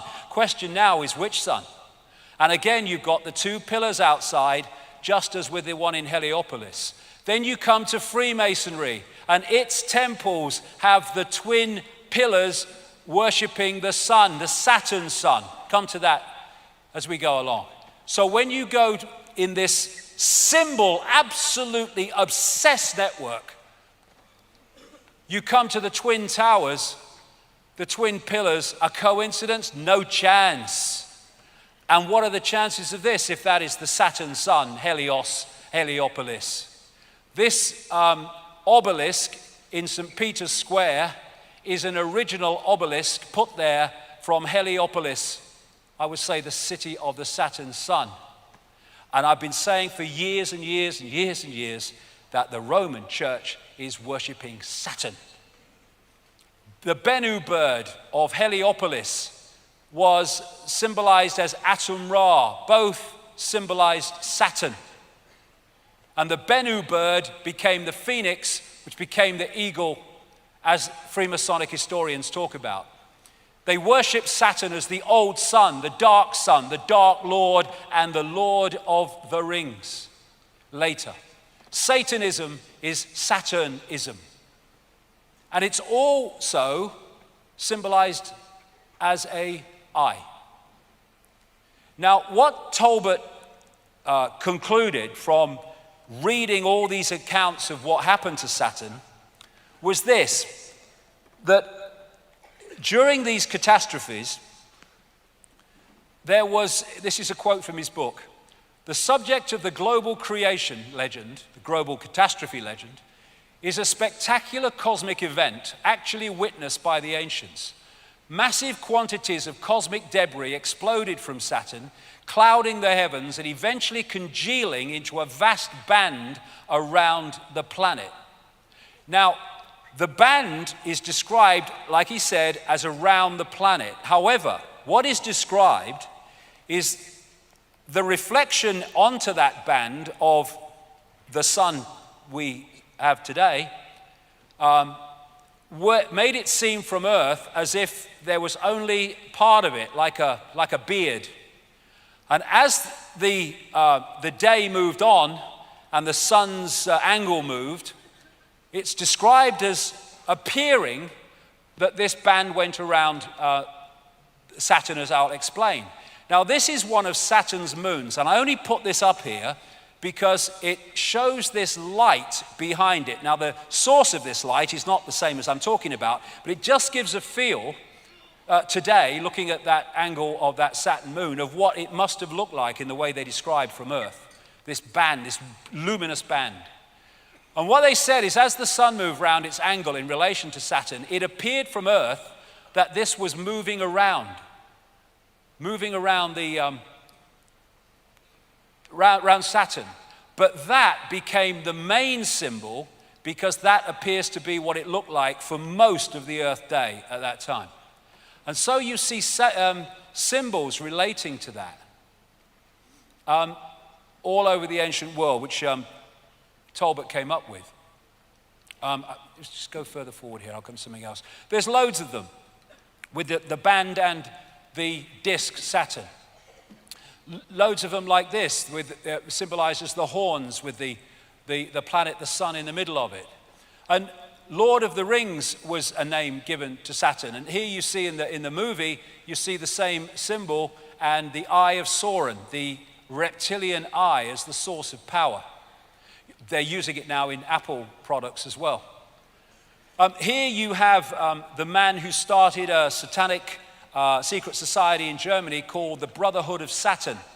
And these are Saturn symbols, and there you see the round circle with the dot in the middle and the horns.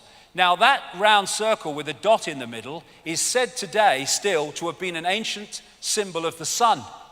Well, there's nothing when you look at our sun to use a symbol like that to symbolize it.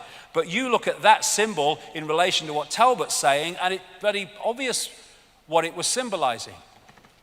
You had an unbelievably Saturnesque stage show done at the Super Bowl in 2012 by Madonna with the luminous fiery eye again. And there is Saturn with the crescent between the Twin Towers in the Mother Lodge of Freemasonry in Great Queen Street in London. You look at the symbol of Islam, and it can be interpreted as the star and the crescent that was used in the ancient world. These laurel leaves symbols are very much in sympathy with that. This, of course, is the United Nations with the world as a target, very appropriate, and that is the symbol of the Windsors, the royal family, the Windsors royal family. That's, of course, an American great what do you call it? There's the flying disc, again, a Saturn symbol. You see that on many cars and in many areas of the corporate world. And of course, in that Saturnesque presentation, you had exactly that used in the Madonna stage show. Now this is why Satanists worship the goat. In one form, the goat god Pan. This is Manly P. Hall, Secret Teachings of All Ages, who is one of the major Freemasonic historians over the years. He said Pan was a composite creature, the upper part, with the exception of his horns, being human, and the lower part in the form of a goat. The god himself is a symbol of Saturn because this planet is enthroned in Capricorn, whose emblem is a goat. And that is where that comes from, Baphomet, one of the most famous of satanic worshipping symbols. And you see them on this ring. Is Baphomet on Beyonce. She's dressed, Lady Gaga, as Baphomet. And there is Baroness Philippine de Rothschild with Baphomet massively round her neck. I am staggered, I don't believe it. The owl is Saturn, the owl of Bohemian Grove. Apis or Apis, the Egyptian Saturn god, the bull god, the god of Saturn. And that's where you get the golden calf and all that stuff. And again, you've got the money system symbolized as the bull as well. Now, I said earlier that numbers are just digital expressions of frequency waveform information fields. This is called the magic square of Saturn, and it's also the magic square of Freemasonry, of course. And why it's magic is whatever way you go and you add those numbers up, they come to 15. Don't matter which way you go. Now in numerology, you add the numbers until you get a single number. So 15 in numerology is 666. 666. And that represents the energy frequency of Saturn, which I'll come to. Now this is the sigil of Saturn, and they get it by drawing between the squares of the magic square from 1 to 2, 2 to 3, 3 to 4. And that's how they get that. Now if you turn that up on its side, you get that, which is what that is. The most obvious symbol of Freemasonry, because they're worshipping Saturn, which is an expression of this archontic fake reality. That is the symbol of Balmoral, the Scottish home of the royal family. Exactly the same, the sigil of Saturn. This is an ancient symbol of Saturn, the six-pointed star, the Star of David. It's not, they just hijacked that. It's a symbol of Saturn going way, way back. And this is where the name Rothschild came from. They had a red version of the six-pointed star on their house in Frankfurt, where the Rothschild dynasty came out of.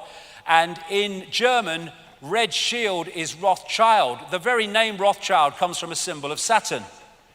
And they then took it and put it on their fiefdom of Israel.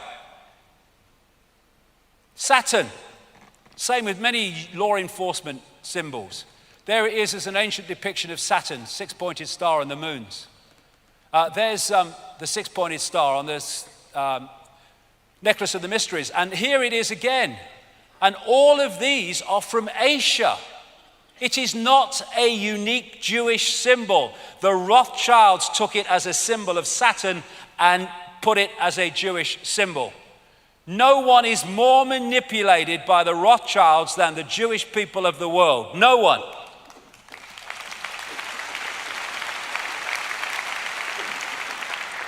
And here you have it in Christianity, the six-pointed star, an old ex-pope. And there it is between the pillars in the Mother Lodge of Freemasonry in Great Queen Street in London. It's all Saturn. They're all pissing in the same pot, all of them. Now, another ancient symbol of Saturn is the black cube, which you see all over the place. And this is interesting. We're going to get in now into how this matrix actually works. This is a permanent hexagon storm in the North Pole of Saturn. It's 2 Earths wide, and it's going all the time, and it rotates exactly in sync with Saturn's radio emissions. And in geometry, the hexagon is also the six-pointed star, and is also the cube. They are different expressions of the same energetic state. And so when you look at this is just a crop circle, but that's coincidental. You look at that crop circle, and it's a hexagon, a flat hexagon. Look at it again, but see it three-dimensionally, even though it's exactly the same picture, and it becomes a cube. They are different expressions of the same energetic state. So a hexagon is also a cube, is also a six-pointed star in geometry. And therefore, this cube, the Kaaba at Mecca, is a symbol of Saturn, and that's what they're worshipping, though they don't realize it, though the inner circle will. The black cube that Jewish people put on their third eye as part of their ritual is Saturn. And when they worship at Mecca, they even make them sit in concentric bloody circles. They'll have them going round next. And so when they are doing their circling of that symbol of Saturn, that which is that frequency can feed off it. This is the symbol of Saturn in terms of astrology. And this is the symbol of the Soviet Union, which was created by the Rothschilds. The symbol of Saturn, the hammer and the sickle. Sickle become relevant shortly. In fact, now. This is the ancient Greek god of Saturn called Kronos, the bearded man, holding the scythe. And Kronos is Father Time with the scythe and the beard. Chronos, chronology, time. It's where it comes from. It's going somewhere. Saturn is the god of space and time, so it is said. Crown comes from Kronos, the god of Saturn in ancient Greece. The Grim Reaper is Saturn with the scythe, the death cult, exactly. Then you've got El and the Elohim. El is the Jewish god or the Hebrew god of Saturn. I would say El and the Elohim in the biblical realm is Demiurge and the archons. And you have archangels, Michael, Gabriel. The El goes all over the place. We have elections where the pawns are elected to serve the elite. We have Israel. And that is the symbol of El, the black cube. It's Saturn.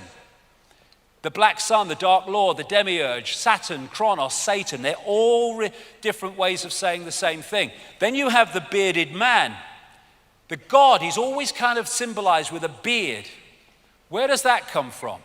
Well, it comes from Kronos, the bearded man who is the god of Saturn. You see beards in religions all over the flipping place. And the beard comes from this symbolism of Saturn with the luminous crescent. And so we come to probably the most famous bearded man, the Saturn pattern. Well, hello from Rome. This guy comes from Rome and the worship of Saturn.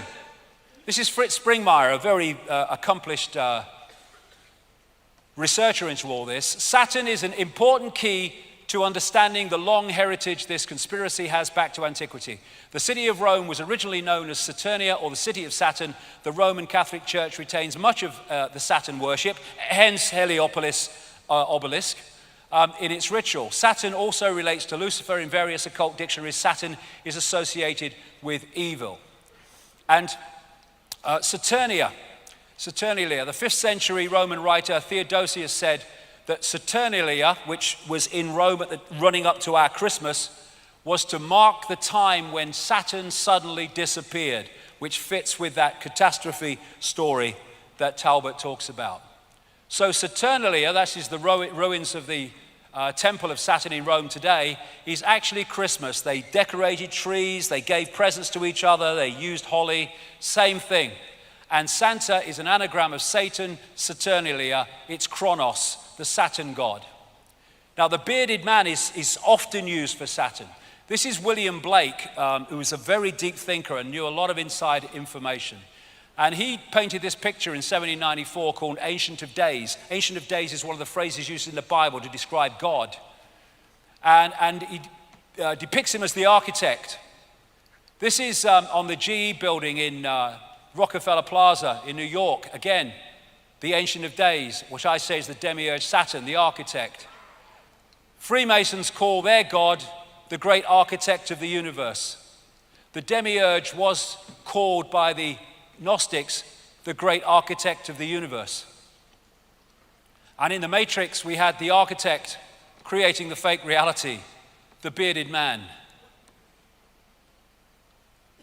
And when you look at Saturn, the control system, it fits all the boxes of the society we live in. The religions, secret societies, and Satanism are worshipping Saturn. Astrologically, in other words, energetically, banking is astrologically ruled by Saturn. Politics and the institutions of state of all levels astrologically ruled by Saturn. Corporations astrologically ruled by Saturn. Law in the court system astrologically ruled by Saturn. Science astrologically ruled by Saturn. And it's amazing that the left side of the brain and the traits of it, and the Saturnian traits and the reptilian brain traits are remarkably the same. So all these different parts of the human institutions of society are Saturn's little helpers. The vast majority not knowing, the inner circle absolutely knowing. All this court symbolism and religious symbolism and the headgear in education, it's all Saturn. and you see it endlessly in corporate logos. Now, Jordan Maxwell has been talking about Saturn symbolism being all over society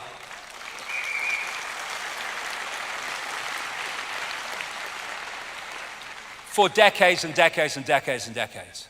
My question is, why? Why is Saturn symbolism everywhere? Why is it worshipped by all these people? There has to be a reason. Well, I think this is the reason after what I put together. The Saturn moon matrix. The Gnostics said of the archons, they make something appear to happen that does not actually happen. They can induce virtual reality experience. And they say of the jinn in Islamic belief, manipulate humans by creating illusions. I went into this subway station in New York a few years ago and saw this painted on the floor, and I thought, that's extraordinary. You had the eye and the ring, Saturn, and over the world was this broadcast system, basically. And it started a train of perception and research. And again, we go back, do we live in a simulation? What is the archon illusion that's given us this fake reality compared with the one that was before? What is making us decode a different reality now to the one we did before? And it seems to me that Saturn is fundamentally part of this fake matrix that we call the world, and that part of what it does is act as a firewall from the original reality so we don't decode it, just like they do in China to stop people getting great tracts of the internet. Interestingly, the Gnostics say the outermost planetary sphere or archon of the matrix, I say, was Saturn. Beyond that was Leviathan, a snake swallowing its own tail called the Ouroboros. Souls had to pass through this to reach paradise. There was another esoteric concept called the ring pass not. And this is a point where, while you remain in the illusion of duality, you can't progress beyond it, called the Ouroboros, the snake swallowing its tail. And there on that Saturn symbol, you see the Ouroboros in the Mother Lodge of Freemasonry, exactly what the Gnostics described. And within that reality is what we call time, the great controlling mechanism, Chronos, and Saturn, the god of time and space. Now, coming from Saturn is a particular frequency, and it's the frequency that's making that storm at the North Pole. And this is Saturn, which is recorded by NASA.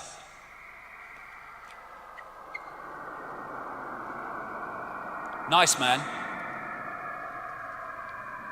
And what the Saturn rings are they're made of sound. I had this sent to me by a sound engineer. This is a ring of Saturn from a particular angle. And he said, I see that every day. That is sound. And there's a thing called cymatics, which is creating patterns purely by sound, where they put kind of particles on a metal plate, and then they play sound across, and the sound, which is an information source, makes the patterns move into a certain sequence. And as the sound changes, the pattern, the sequence, the symbol changes. And it seems the higher the frequency, the more complex the patterns. So sound is a vehicle for delivering information that creates form. And this is a cymatic symbol, the six-pointed star, created purely by a particular sound. And that's what that is, and that's why it rotates exactly with the radio frequencies of Saturn. This is a standing sound wave, and it's an eye storm at the south pole of Saturn, which is permanently going round, and will do so while the sound coming from Saturn is that sound and that frequency. There's a standing wave, looks like an eye, done in a studio. This is the standing wave of rings done in a studio, just like Saturn. It's all sound. Now, these symbols here, I got off the internet, and what it is, they're playing through really fast. You can't see what the symbols are, but when you freeze frame them, what they are, they're reacting to sound. And when you freeze frame them, suddenly you see the symbols that are appearing very fast, but you can't see with the naked eye. There's a six-pointed star in one of them. There's a hexagon. And so a symbol is an expression of a sound, and a sound is an expression of a symbol. So all these symbols and this magic square numerologically of the magic square of Saturn are all representations of the frequency of Saturn, and when they interact with our subconscious, they're locking us into the frequency of Saturn from all over the place. A sound wave creates a symbol, and a symbol generates a sound wave, although we won't be able to hear it in our range. So when you see these artistic patterns in churches and stuff, we see them as patterns, but they're actually a representation of sound frequency. So on an inaudible level, they're giving it off. And Saturn is, therefore, I suggest, a major part of the broadcasting of this fake reality, which we are decoding into a world we think is real, but is actually fake. And maybe that was the pineal gland once. And maybe now that's Saturn which has hijacked the pineal gland. So Saturn was ringless according to the ancients before this great catastrophe. So where did the bloody rings come from? This man, Norman Berggren, has a long, long history, he's in his 90s now, of working in high-tech space and missiles and NASA and all the rest of it. And he wrote a book some years ago called The Ringmakers of Saturn, because when he studied pictures of the rings, he realized they were changing, and not only changing, they were being made as you looked at the pictures. This Voyager spacecraft went closest to Saturn in 1980, and then there's the Cassini craft, which arrived in 2004, and I think it's still in the area. And when he compared pictures from both of them, and then compared pictures in relation to the other, he realized that the story of Saturn was very different to the one he thought and he'd been told. He said this in his book: several years ago, a number of folks in the astronomy and physics world began to theorizing that these rings had to be much younger than the universe, perhaps only about 100 million years old. But one pair of pictures shows a change in 5 minutes. An impression is conveyed that the latest reported measurements purport to be the true ones, when in reality all might be quite nearly correct at the time of observation, but general reluctance to accept variable ring system geometry occurs because of the apparent failure to identify a physical mechanism suitable for producing recurrent change. In other words, because they can't explain why it's changing, they'll just deny it's bloody changing. And on the pictures, and NASA has these pictures, he saw these, what he calls electromagnetic vehicles. And these are thousands of miles long, some of them. And if anyone thinks that's fantastic, that's the Earth in relation to Saturn. We're not talking about the same relationship to size. And there's loads of them on these pictures. These electromagnetic vehicles, he calls them, all over the place. Here's one pictured next to the rings by the Hubble telescope. Here's a few NASA pictures showing one of them apparently moving. You put the pictures together. Why have we never heard of these except through Norman Berggren? And then he found pictures where these electromagnetic vehicles went into the rings, and all this stuff was coming out of them that were making the rings as he was looking through the pictures. They're not natural. They say the water ice and stuff is in the rings. I reckon you'll probably find that there's a certain crystal in the rings that is generating the frequency. And this is from just a couple of weeks ago. The mysteries of Saturn's expanding F ring. Saturn's most distant ring is twice as bright and 3 times as wide as it was during the Voyager flybys in 1980 and 81. The great mystery of Saturn's rings, how they formed, why are they like that, we don't know. Well, maybe we do. There's this massive ring that was found in 2009, about 3.7 million miles out from Saturn, but around Saturn. Get 1 billion Earths in it. And I'm suggesting that actually that broadcast comes across to us. The Saturn matrix is a band of frequency which we are tuned to, and we think it's real. It's a virtual reality as described by the Gnostics. Now, I'm going to move on quickly because we want to run out of time, but the moon, as I've said before, is fundamentally involved in this. I read this book, Who Built the Moon? The evidence for the fact the moon is not a natural body is fantastic. And interestingly, what the book found was the relationship in terms of mathematics and all the rest of it of the Earth, the moon, and the sun is completely different to anything else in the solar system. And what the Gnostics said was the archons created the rest of the solar system but did not create this. The maths involved in the Earth, Moon, Sun system is nothing less than staggering. They've been put together with the accuracy of the proverbial Swiss watchmaker, the book said. That's why the moon is about the same size as the sun, almost exactly at the time of an eclipse. And the moon is perfectly placed, said this BBC documentary, to sustain life, but that's pure luck, a cosmic coincidence. I don't think it is. We never see the other side of the moon. We only see one side of it. And they say in the book, the moon is bigger than it should be, apparently older than it should be, and much lighter than in mass than it should be.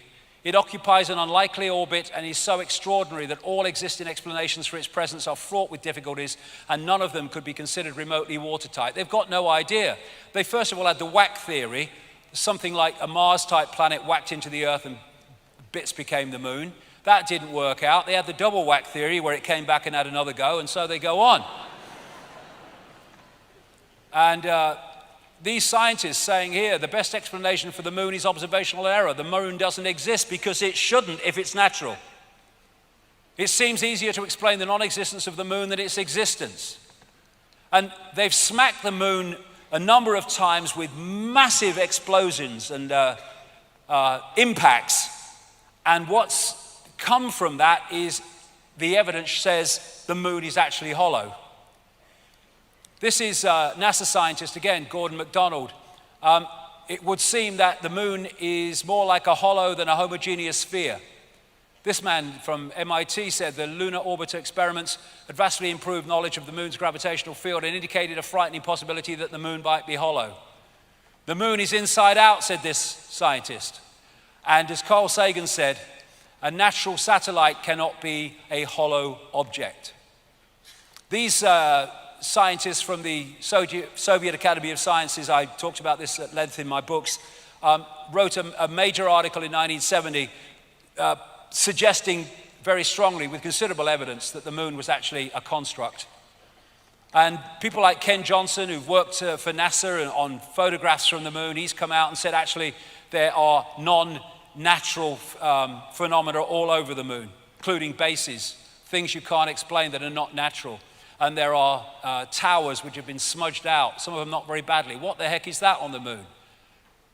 Here's a close-up of it. I mean, what's that? That's not natural. So where did it come from? Who put it there? This is called blue gem, or the blue circle, which it kind of shines electric blue. It was seen as a light from the 1700s by astronomers. Now we can see what it is, 29 miles in diameter. What the bloody hell is it? No one can say.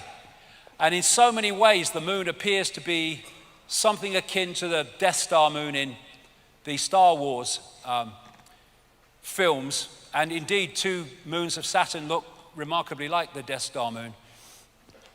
And it, as I put it together over the years, is like an amplifier of the Saturn broadcasts, which are then fired at the Earth with far greater power and thus influence on our reality. And if you put that there, it kind of gives an indication of what I'm saying. Now, talked about that Charney project, what came out from it.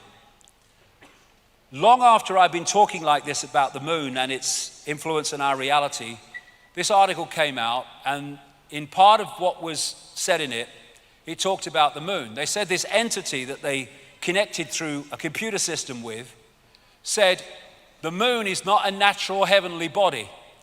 Life was better for humans before the moon came. Moon forces control time and manipulate the mood of humans. The moon is there to control the Earth's mood, emotion, and a big calm would come over the earth without the moon. There would be only little storms, not big storms. The old race, archons, captured the moon from space and located it next to the earth. That is said to have happened by many, many ancient cultures. People and animals without the moon would become calm and peaceful, and anxiety and fear would dramatically decline. The oceans would be much calmer, heavy thunderstorms and lightning would be rare, and the climate would be balanced with no extreme heat or cold. Telepathic interdimensional communication would become widespread, and people would be able to see new colors, higher frequencies in an enhanced color spectrum. And that fits with the fact that this frequency, this matrix, is suppressing human expansion of awareness, keeping us in the box. There would be major changes. This really left field, this one. There would be major changes to the human respiratory system as blood and breathing chemistry changed. Those born after the moon's demise would be able to hold their breath underwater for hours at a time. The Saturn-Moon matrix. That's the reality we think is the world, the one that is locking us in to this round and round and round free society. Go to work, work, buy, consume, die. Work, buy, consume, die. That's the matrix that's playing us.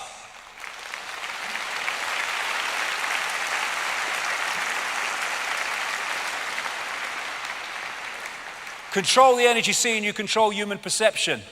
We are in a band of frequency. A band of frequency is the matrix, a band of frequency of information. We are blinded by the light. We look at light and we think light is like luminous, but that's just the decoded expression of an energetic frequency field that we call light. And when they talk about God saying, "Let there be light" in the Old Testament, I would suggest that's far more likely this demiurge, fake God in this Genesis description, building the matrix. Let there be light. The speed of light in the walls of the matrix. Beyond that is beyond its walls of suppression. So people are within the matrix thinking it's the world going round and round and round, being played like a violin while they think they're playing the instrument. And like a prisoner in a pitch black cell, we may never be able to see the walls of our prison. And that is the wall, I would suggest. And that's why anyone gets close to saying we can go faster than the speed of light, the scientific establishment comes down on them like a pile of bricks. Real? Is it real? Is the night sky real, or is it a planetarium? I've been thinking that since I was a kid. Well, for a start, it only exists in that form in our heads, so quite easily can be just a construct rather than what we call natural. The archontic architects of our fake reality. And so this scene from the Matrix movie is absolutely perfect if you had two words. The Saturn-Moon matrix is everywhere. It is all around us, even now in this very room. You can see it when you look out your window or you turn on your television. You can feel it when you go to work, when you go to church, when you pay your taxes. It is the world that has been pulled over your eyes to blind you from the truth. What truth? That you are a slave, Neo. Like everyone else, you were born into bondage, born into a prison that you cannot smell or taste or touch, a prison for your mind.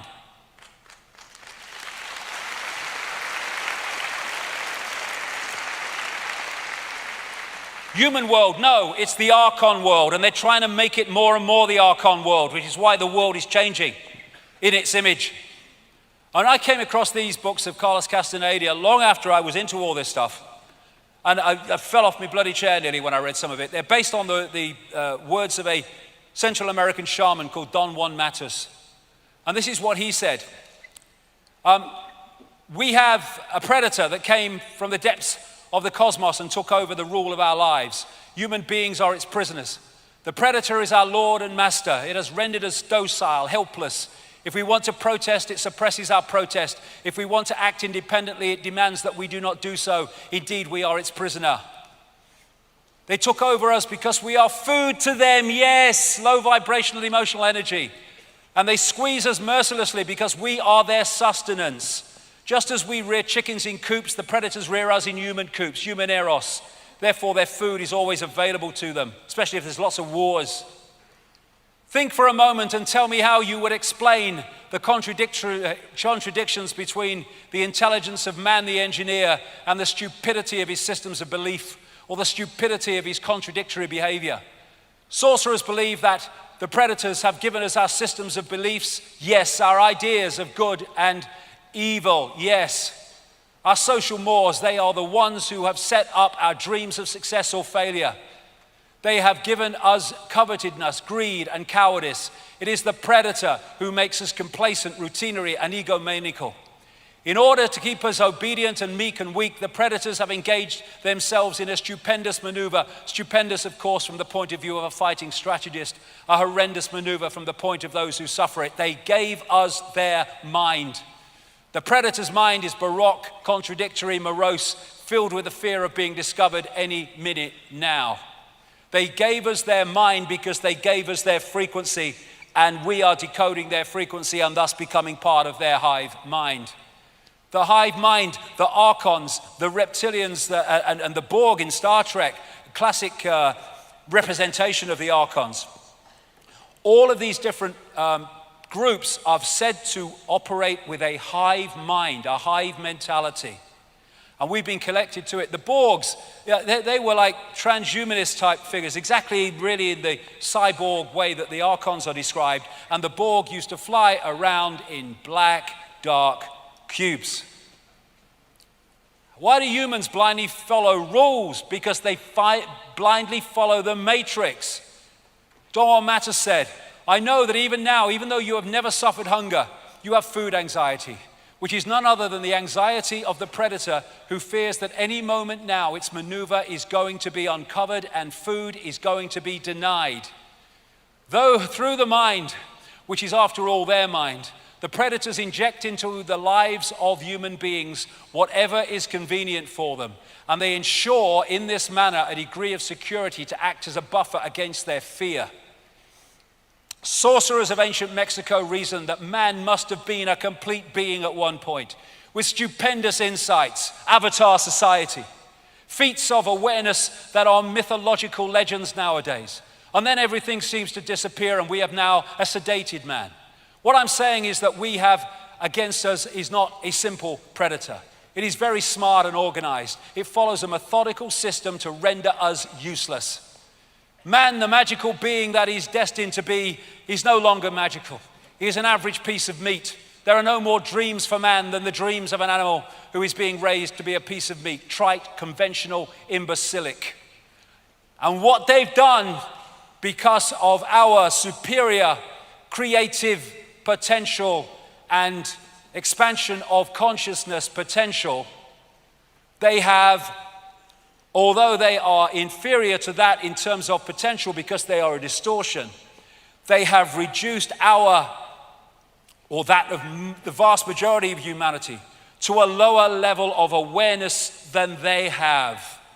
And thus this fits the situation perfectly. In the kingdom of the blind, the one-eyed man is king. We are the blind. The archons are the one-eyed king. But when we become the two-eyed, third-eyed, true consciousness that we are, game fricking over.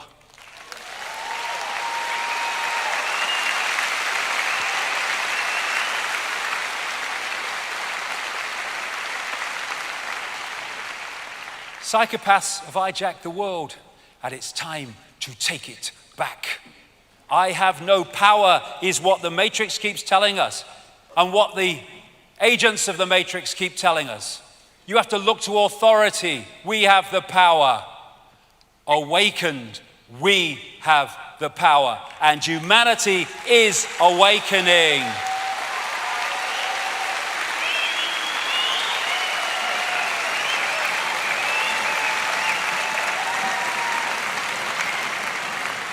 And like I said right at the start, understanding the problem is to understand the solution. And we're starting to understand the problem. I'll be back in half an hour. Thank you.